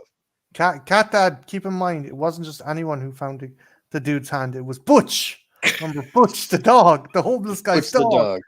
The main star of the movie. But so the predator tracks down the pred alien and the xenomorphs to the sewer, and this scene is like it's like getting a blowjob and being punched in the nuts at the same fucking It's time. it's getting one of those, but she's wearing braces. You know what I mean? Yeah, exactly. It's like, holy fuck, this would be really cool. He's trying to trap him in. He's trying to trap the xenomorphs. He's using laser nets. Cool. Why can't I see a fucking thing? Yeah. What the fuck? Catdad, the first encounter with the wolves and the xenos. Great on paper, great in silhouette, apparently. But I just and like Eric, I saw this in the theater. Mhm. So for me, I was like, is this movie like, is it just dark in here? Yeah. Is this like is this film like super dark? And then that was the one thing I said to my buddy when we got out. I was like, is it just me, or is that movie like really dark? Like even in the daylight, it seemed like a lot darker than what it should have been. And he was like, no, man, that was a dark movie. And then later I got it on DVD, and for sure I was like, you turn up the brightness and it's still dark. Mm-hmm. It's just like you can't see anything, and that's what Strauss really. brothers did not have any faith in shooting the costumes. James Cameron in 85, because that's when he shot the movie, had the fucking technical skill and know-how to shoot dudes in costumes to make them look fucking cool. Yeah. The Strauss brothers didn't have that. And I think I feel bad for ADI because the costumes weren't fucking top notch, but keep in mind this was fucking 2007. Mm-hmm. Like this was more than fucking 10 years since Aliens had come out, and 20 fucking years maybe. Sorry, 20, yeah. my maths is shit. About 20. And yeah, and you're telling me that you couldn't fucking shoot in modern day? Eric, what do you think? Yeah, I mean, again, you're going to see an Alien versus Predator movie to see aliens take on a predator. The problem is when you can't see, like you can't physically see the aliens fight a predator, that's a major problem. And again, look at it this way. I don't know their budget. I don't know the time frame they had to get it filmed. And because Fox is notorious, here's the release date. You better fucking get it done by the release date. So I don't know the behind the scenes stuff like that. But look at this. The original Predator had a shitty looking Predator. The Van Damme, I call it like the praying mantis Predator, looked like shit. They knew it looked like shit. They fired they fired Van Damme, or he quit. No matter, depending on who you want to listen to, he got fired. They had the wherewithal, the know-withal to, hey, we have to change this. And Cameron, the fact that Winston was lucky that Cameron was there, they knew they had to do it. I hate calling them the Strauss brothers or the Brothers Strauss because it sounds so pompous. You know what I mean? Who the fuck are you to first have that title as directors? You know what I mean? A directing team. But if this is your film, you're going to be judged on the final product. If you're not comfortable with something in your movie, change it. Don't hide it. Because people want to see these two beasts fight. And if we can't see these two beasts fight, you're going to have 3 people on the internet in a live stream telling you to go fuck yourselves because it's too much in the shadows. Like, the other thing is, I mean, this is my this is what I think, going off of like the conversation right now, is just like make, put all your effort into Wolf, the Pred Alien, and at least one Xenomorph. As for the close-up shots, for the lighted shots. Yes. Beyond that, darken the whole thing. Do what they did. But if you put enough time and effort into at least those 3 things, I think it would have been a little bit better to deal with. Yeah. Like even if you wanted to try and do a trick, maybe have Wolf get injured and his blood spatter on one of them. So at least you're like, well, I can tell Wolf because he's the one with all the scars and the blood coming in. And I can see this fucking tin because it's now fucking covered in these luminescent blood. That's how I would have fucking done it. But honest to Jesus, lads, I think I developed cataracts trying to watch this fucking movie. So I think that's Wolf. Oh, there's the 3 dots. Yeah, it is Wolf. Yeah. There's fucking coal miners who probably struggle to watch this fucking movie. They work underground. The Pred Alien fucking bus. The Pred Alien, there is a cool kind of hero shot. You see it instantaneously where Wolf comes up and he's holding 2 of the fucking Xenos at fucking bay, and he's getting ready. He's fucking shoulder guns are pivoting sideways, and he gets fucking pussy whipped by the Pred Alien. And then it goes up and fucking goes into the diner. Guys, I apologize. I'm tearing through this because you're not missing fucking much. Right. You're missing the fucking melodrama that happens at Predators and Aliens in it. It kind of gets a bit better at the power plant. The encounter at the power plant is a bit better. Or am I being too generous there? No, I think it's a major improvement because we can fucking see what's going on. And it is neat seeing, Wolf do his thing, picking him off with the shoulder cannon and stuff like that. This is why we go to the movie to see this, these type of scenes. So no, you're not sugarcoating it or anything. It is definitely better because we can see it, So well, seeing that the other thing to kind of, if they really wanted to hide all the stuff, why didn't they just shoot stuff a lot of thermal? Yeah, because in that scene you see a lot of you see him seeing a bunch of the Xenomorphs. So you see the Xenomorphs in thermal, and he's like shooting at them. So I mean, if you really wanted to like hide the, if you didn't trust the VFX, I mean, a lot of the times you should have shot his vision, like in his point of view. Good point. That is an option, but it's still, as Eric said, we're here to watch Alien versus Predator, not Alien first person Predator. It's like I mean, I'm just saying, like, if they would have changed it up and put that, in there a little bit, if they just sprinkled it in a little bit more. We should have had that in the sewers because that makes sense because it's dark. Exactly. We get a bit of it. We do get a bit of it right here. But we should have gotten more. You know what I mean? Because it would help. Again, it would also help Wolf do his thing because it's in the dark. I don't know how well Yachu's vision is, in the dark. So for the layman like me, you know what I mean, it would make sense to see him fighting in the dark with his heat vision. But at the power station, it's lit up. So I think if they would have done the heat vision in the sewer, it would have made a lot of sense. During the battle at the fucking power station, Wolf lets fly with the shoulder cannons, knocks out the power to the town, and most of our characters end up meeting up in the gun store. And it's kind of indicated, again, another cutscene that featured Curtis and Kendra, that people were trying to make their way out of Gunnison, and just a swarm of xenomorphs picked people out of their cars. So the dudes, everyone meets up at the fucking sporting goods store run by the two stoners. Oh, why the fuck? What, has Gunnison's been taken over by terrorists? Was that supposed to? I told you. I was like, fucking hell. What the fuck? What?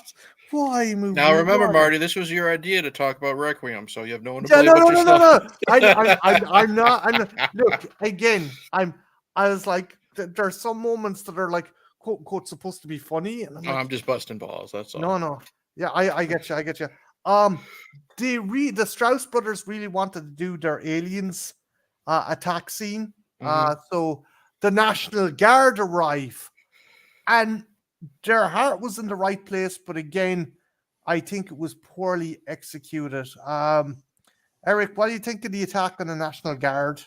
I mean, it was fine. I mean, we're already halfway through the movie, so I kind of know what I'm getting into. So my expectations sadly have lowered a little bit in this film, but I mean it's fine. I like some of the deaths in the gun shop and stuff like that. I mean I as much as I hate the Dawson's Creek stuff, I love the scene in the school swimming pool. You know what I mean, when you see the aliens and stuff in the water. But with the National Guard, it's fine. It's not garbage. It's not great. It just kind of exists, if that makes sense. But would you agree with me where the Strauss brothers like, and this is going to be our scene like in Aliens, where the fucking Marines are in the hive and they're being picked. It's like they so wanted that, but they didn't know how to fucking shoot that. Their heart was in it. What they wanted, like what Catdad said, with another scene. Sounds great on paper, but the execution was just a disappointment. Yeah, there's no way it would have compared to those Marines taking out, the fucking xenomorphs in the hive. No fucking way. Yeah. Catdad, what did you think of that National Guard scene? Was it wanted its heart to hearts to be fucking? I mean, it now for what I mean, for one, it's like you don't have they're going by the weaponry of the time, to where it's like, okay, you want to do your aliens, you want your aliens scene, right? It's like, unless, and this would have been shoehorned in if like one of them comes like special weapon, it's a pulse rifle, an early version of a pulse rifle, then it'd be like, but that would have been like a cringe moment.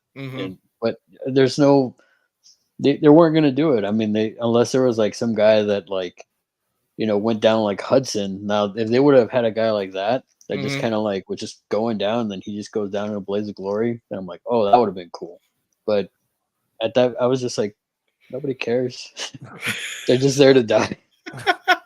It's like, that's how I saw it. I mean, it's like, that's how I felt about most of the people in this movie. Were just like, okay, they're just there as, xenomorph fodder or, predator fodder. It's just like, they're just in the way. I just want to see the predator and the xenomorphs fight.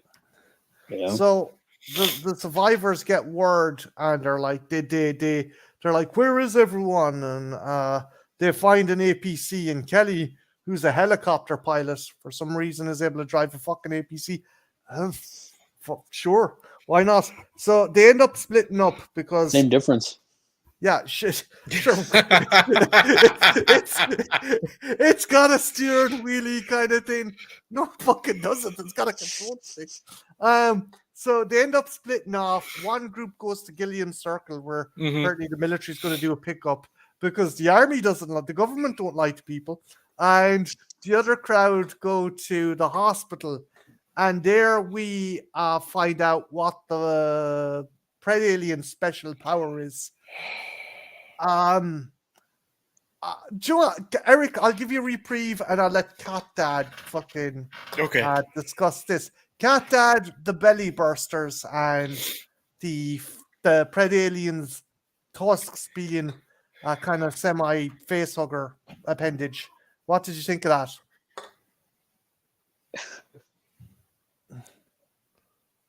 I mean, the part of so the part about the whole thing, like with the pregnant women, it goes back to like, oh man, nobody's safe. Again, on paper, I'm like, cool. You know, I'm not. I mean, this is an all out like nobody's gonna survive. Like, so I like that part of it. The way the execution of it, of how the Pred Alien, it could have been cool, but it was just like, what? Like, you know, it's just there's, I don't know. I just kind of like it's plot. That's why that, you know, they had to have a way. We need more xenomorph. So, like, I do like the fact that this Pred Alien is turning into a Praetorian, because you notice her crest, but in none of the comics or expanded media has it ever been suggested that they can fucking loogie embryos into a host.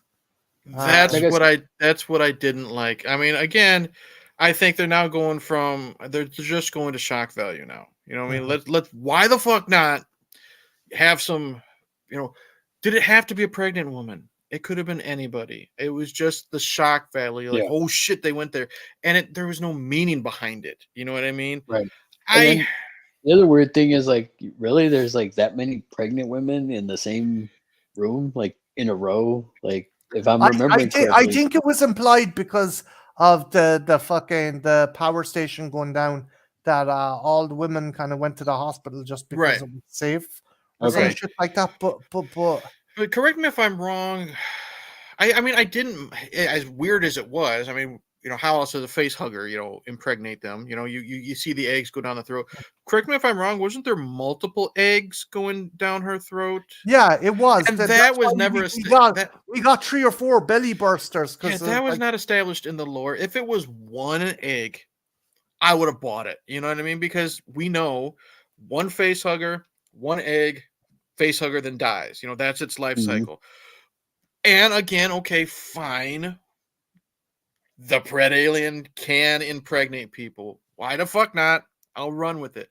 But never, you know, and seeing like the multiple, like, you know, I guess you'd say egg bumps, however you want to fucking describe it, go down this woman's throat. That's just a bit much when all this shit's happening. I'm just like, you didn't need to do that. You didn't need it. Again, it's just shock value for shock value's sake. And that's the thing, is they wanted to kind of put that like, oh, it's impregnating, you know, through the mouth like that.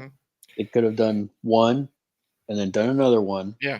You know, not like 5. Like, you know, because that thing was going down like it's like gumdrops coming down out of a machine. You know, it was just like, what, really? And I don't know. Yeah, like you said, Eric, at this point, it was just like, okay, let's push the envelope a little bit. Exactly. Also, I get maybe you could, so unless they had triplets, one host for the mother and one host for the unborn child, but there's 3 or 4 or 5 of these fucking things coming out. And here's the thing. Sure, maybe air quotes, the Pred Alien didn't know.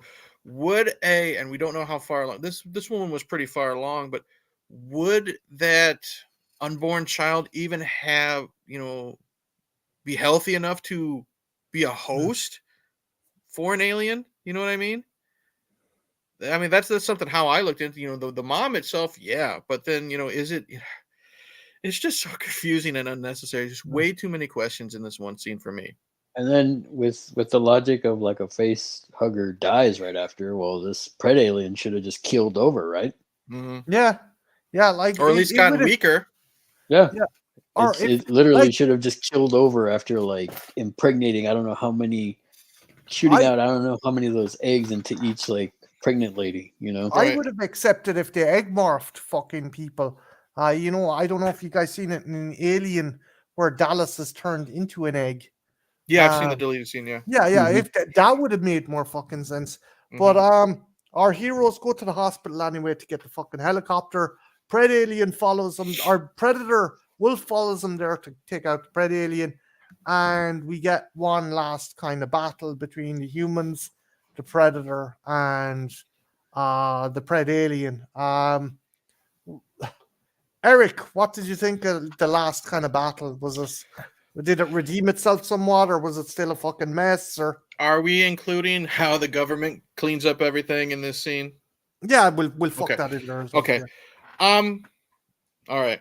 After everything we've seen, I thought the final battle between the wolf and the pred alien was fine. You know, Mhm. it was fun. I got what I wanted from it. It was a little short, but you know, I already wasn't expecting that much. I liked how we could see it. I liked how it was in the rain. And I'm not gonna lie, I love how the government cleans everything up. I'm a sucker, like going back to like Return of the Living Dead. I'm a sucker when the government sends a nuke to clean everything up. You know, I didn't give a shit about these characters to begin with, so I'm not sad. You know, I just love that theme. So that scene ended fine with me. You know, you knew the wolf wasn't going to make it. You already had that established. And then I just, you know, that quick nuke, it's one of those, you know, holy shit moments, and I had a smile on my face, not because I didn't have to deal with the characters anymore, but because again, it's just me personally, I'm a sucker for that type of ending. So I was pretty happy with it. Yeah, it was, again, the fight was pretty good, and you couldn't make it too long because unlike the fucking queen alien, this thing, the pred alien, was human sized. It didn't have that many tricks. It was just that bit more durable. Does So the you pred want, alien look like? Does it have like? Does it how the pred alien is in this movie? Is that how it looks in the comics as well? I prefer the one in the comics and the one in the Alien vs Predator 2 for the PC because it's a bit bulky. This one was a bit anorexic for my liking. But does it like it has like the dreadlocks and everything like that? Yeah. Okay. Yeah. All right. Hey, Strange Monkey, both Hey, moving Monkey. for fun. End of discussion. The government doesn't lie to people. Ha ha ha ha ha. Catdad, what did you think of the end of the movie? I like the whole thing with the whip. You know, I like that they go toe to toe finally. On the contrary, I feel it was still a little too dark, but I can understand it's raining and all that stuff. It makes sense. I still think there could have been a little bit of especially even at the end when you see both of them like face to face right before the nuke hits. You know, It at least was on the top of a hospital with a helicopter as well. You could have had floodlights or some fucking thing. Exactly. Emergency floodlights. You or know, something. at least one. Just kind of give it, you know, just a nice little glare shot, or even when the nuke's passing by, like you see the glare off of both of their faces. To you know, I feel the same way as Eric does in the sense that like I like the fact that you know the nuke hits. It's kind of like the government's covering it up. You know, it's kind of like it's like it goes into that whole conspiracy where the government, yeah, like strange, but government doesn't lie to people. You know, you can't trust the government. You know, I like that part of it, and I like the part like just that it's, and you even see the sheriff like he's looking up, and you see he's like, because the government basically told them, oh, meet here for the evacuation, and then that's where the nuke's striking. You know, that whole part I was like, oh man, that's cool. You know, so that's what I thought of it. I mean, I feel like the fight was a little too short, but at the same time it makes sense because the nuke's on the way. They couldn't really go too much into it, but that adds, I think that part of it is kind of redeeming because it's adding to the tension, and the people are trying to escape on the helicopter. You know, it's just, and they both mortally killed each other before the fucking nuke arrives. He gets pinned by the tail, and the wrist blade goes through the head, doesn't it? Head, and he pulls out her tongue. I would have loved, because I think in the original script he pulled out her tongue and stabbed her in the head with it. That was originally supposed to happen. So as downer as that ending was, it was supposed to be even worse. When the helicopter crashed and our heroes survived, the SEAL team was supposed to actually gun down the survivors. But apparently an exec saw that the lads were loading up blanks and went over to the Strauss brothers. Oh yeah, we're going to kill off our heroes. And the Fox executive said, "Get the fuck off set. I'm directing this last fucking scene." Told him get off set and said, "Look, you just let him live." It totally defeats the purpose of the nuke. Then you know what I mean. You know, they wouldn't have let survivors. Yeah. You know, walk around and possibly get the story out. But whatever. Now, would you have felt better if they would have done like gunned down most of them and then just take like one person? If they maybe if they'd spared the little girl or kept her or something. Right, or you know, I'm okay like if they wouldn't have gunned them down, but I want to see them taken away and possibly being kind of like, you know, a nod to the deleted scene in part 2 with Anna. You know what I mean? Yeah. You know, what the fuck did you see type of thing, and then, you know, they're never seen again type of thing, because, you know, again, I'll go into the whole the government doesn't lie to people that Monkey said. You know, that would have been really cool to see that as well. You know, I don't need to see them all gunned down, but it shouldn't have a happy ending with them. No. Yeah, but you've Dallas's brother die from fucking being infected with some xenomorph parasite in the fucking Pred Alien's tail. The quote unquote Stinner ending though, where they were like, Miss Yutani is like, you're Jesus. Again, as Catdad says, cool on paper, terribly fucking executed. I didn't give a shit. You know what I mean? I just didn't care. I don't know how else to explain. I mean, maybe if Yutani was mentioned earlier, it would have made more of an impact. But by the time I've seen everything, I didn't give a shit. And to someone who didn't know the lore, they might have asked. Like, they would have been like, "Who the fuck is this chick?" Who's this bitch? You know what I mean? And because they, again, with AVP, the original one, they did a good job. You know, you don't have to be a major alien geek to know that Lance Henriksen is the guy behind the Wayland Company. You know what I mean? Because then again, though, he's also in the movie 20 minutes, maybe? Yeah. It's organic. Mrs. Yutani, she's in it for what? 10 seconds? Yeah. Who gives a shit? Who is this character if you don't know who Wayland Yutani is? Because a lot of, you know, what if you went into this movie just as a Predator fan? What if you went into this movie as like a layman alien fan and you didn't know that the company was Wayland Yutani? You'd want to know, who the fuck is this bitch? You know what I mean? So it just kind of really stuck out as like a sore thumb or something like that. What do you think of that scene, Catdad? Do you think it was pointless, or do you think it was it wasn't as organic as having Lance in the first one and Wayland in the first one? I liked elements of it. I think if they would have done it similar to we didn't need to see her. We didn't need to see the female embodiment of Yutani. We didn't need to see that. Mm-hmm. I think if they would have showed up, if some like corporate guys showed up, put something in like a duffel bag, let's just say, or a suitcase. And I'm taking this because I really loved this element from this other garbage movie, X-Men Apocalypse. If they would have done like they did at the end of that, I don't know. If had a logo, had the Yutani logo on the suitcase, like the Essex Corporation. Yep. Yeah. I got like and when I saw that, I was like, like, that would have been in this movie. If they would have done it like that, I think that would have been really cool. Mm-hmm.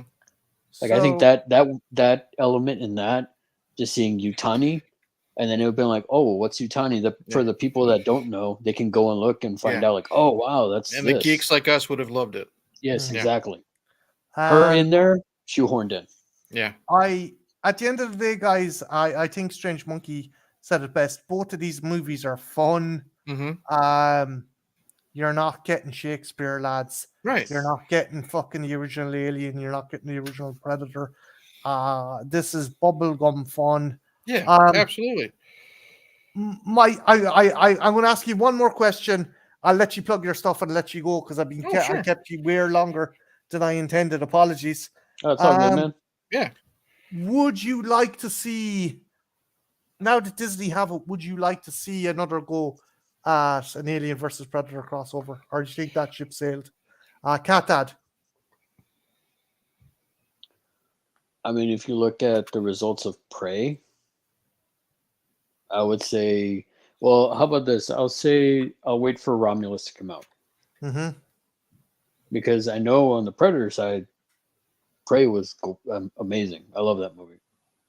I need to Yeah. see what they do with the Alien franchise. I need to Okay. see what their go at. But Disney's do you think it's still feasible to do the crossover? Oh 'Cause, yeah, like, definitely. okay, It is definitely feasible. I mean, look what Godzilla X Kong. I mean, if done right, they could do it. They can make some money off of it. Mhm. You know, that's what I'm saying. If you know they did Predator What would justice be with Prey. what would be the stipulations for you for that movie? Would it have to be set in the future? Would it have to be R-rated? What would you say?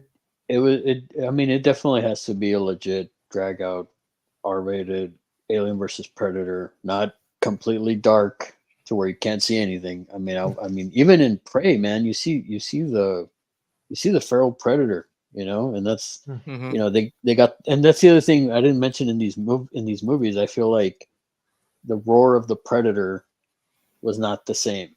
Yeah, You know, that's one of the main things for me. It's like with Godzilla, if they get the roar right, that's half the they're battle right there. halfway done. Yeah. Eric, do you think AVP is feasible still, or is that ship sailed? I don't think the ship has sailed. No ship has totally finally sailed. The problem is, we're both franchises ups and downs. You know what I mean? Even from fans like us. Prey helped the Predator get its footing back. You know what I mean? Say what you will. You know me, Marty. I like to hold the torch for the Predator for certain reasons, but overall, it's not a great Predator movie. But we got the foothold back with Prey. Mhm. Because I don't know any. I know a couple people that didn't like Prey, but overall, it was a success. You know what I mean? Aliens has, I think, a bigger mountain to climb because Prometheus was successful. A lot of people liked it, but there are a lot of people that did not. Coming back from Covenant, I know that is more disliked than liked. I haven't seen it yet, so I can't judge. Let's wait to see how we get this footing coming up because we have an alien movie and an alien television show coming out. If Mhm. it can get its fan base back, and I'm talking about like major fan base back, not the everyday I'm gonna go to the theater and see a monster movie type of fan, like the ones that want to spend their hard-earned money to see these films. They have a lot more work to do, but I don't think it's impossible. It's just we have to get the fan base back. We have to get the interest back, Mm. and Prey helped it, but Alien has two things, and I'll say this: if the movie fucking sucks and no one gives a shit about the TV show, it's not going to happen. So I think the weight is pretty much on the Xenomorph's shoulder. So yeah, like you say, and like Catdad says, it all depends on what's coming Yeah. out. Not Yeah, impossible, but it's going to be tough. It's going to I be tough. Now, if we see if we see a Predator versus Wolverine movie come out, that's jumping the shark, man. yeah. I mean, if they made a comic of that, so if they made a comic of that, Hmm. I mean, they could easily still make an Alien versus Predator No, movie. they can't. I really hope they don't fucking do that. But I look, my stipulation is if they do it, it has to be set in the future, has to be set in the aliens timeline. I want colonial marines against predators. yeah, Yeah, we definitely need the human aspect to explain the situation because you can't have this type of versus movie without any type of dialogue. So you Yeah. need that human aspect to it. no Ripley though. No, leave Ripley alone. No Or no Newt, or Ripley no or type. Newt coming out of a cryopod at the end of I fucking don't want to Predator. have a nearly 80-year-old fucking Dutch. This isn't Schwarzenegger from 86, 87. He can't do anything. You know what I mean? He wouldn't be able to do it. So let Dutch lie as well. Okay. Guys, No, if it thanks a was million. if it was like no, not even a Dutch, not even like a brother, cousin, grandson, nothing like that. I don't want that either. Like I was thinking, like if they do like in the comic, the Concrete Jungle, where it's like his His brother. brother. Mhm. Yeah. But as myself and Eric said before when we reviewed fucking Predator 2, that's going to Days of Our Lives. He's got a twin brother. Yeah. Guys, thanks a million. I kept you way longer than I intended. I'm all good, dude. Before we're all good, man. we sign off, Catdad, what is on the horizon for you? What do people need to keep their eyes peeled for? Just really just more figure reviews. I got several things in, so I might do some videos on some unboxings of stuff that I got in the mail. That's really about it. I think I got a couple. Trying to think if I have any other live streams coming up. I can't remember off the top of my head. I'm going to drop a link to Catdad and Eric's channels in the description. Eric, what about yourself, sir? I am currently going through the Rocky franchise. It's been fun revisiting those movies. I recently uploaded my video for Rocky 4. So I'm that far in the franchise. Next up, I'm actually going to discuss the director's cut of Rocky versus Drago that came out last year, the year before. But I'm also a new thing that I'm doing now for the channel is discussing movie novelizations, the ones that are completely different from the final product. Like I just uploaded a video discussing the Gremlins novelization like a couple hours before this stream, and that's fucking weird. But I'm also going to discuss like Howard the Duck, and if you thought the movie Howard the Duck is weird, wait till you hear what's in the fucking book. But after that, my theme, after Rocky, my theme for the channel for the entire year, unless otherwise requested, like if someone wants me to discuss Big Trouble in Little China that I've seen 100 times, I will. From now until the end of the year, I'm only going to be discussing movies I have never seen. So good, bad, and the ugly.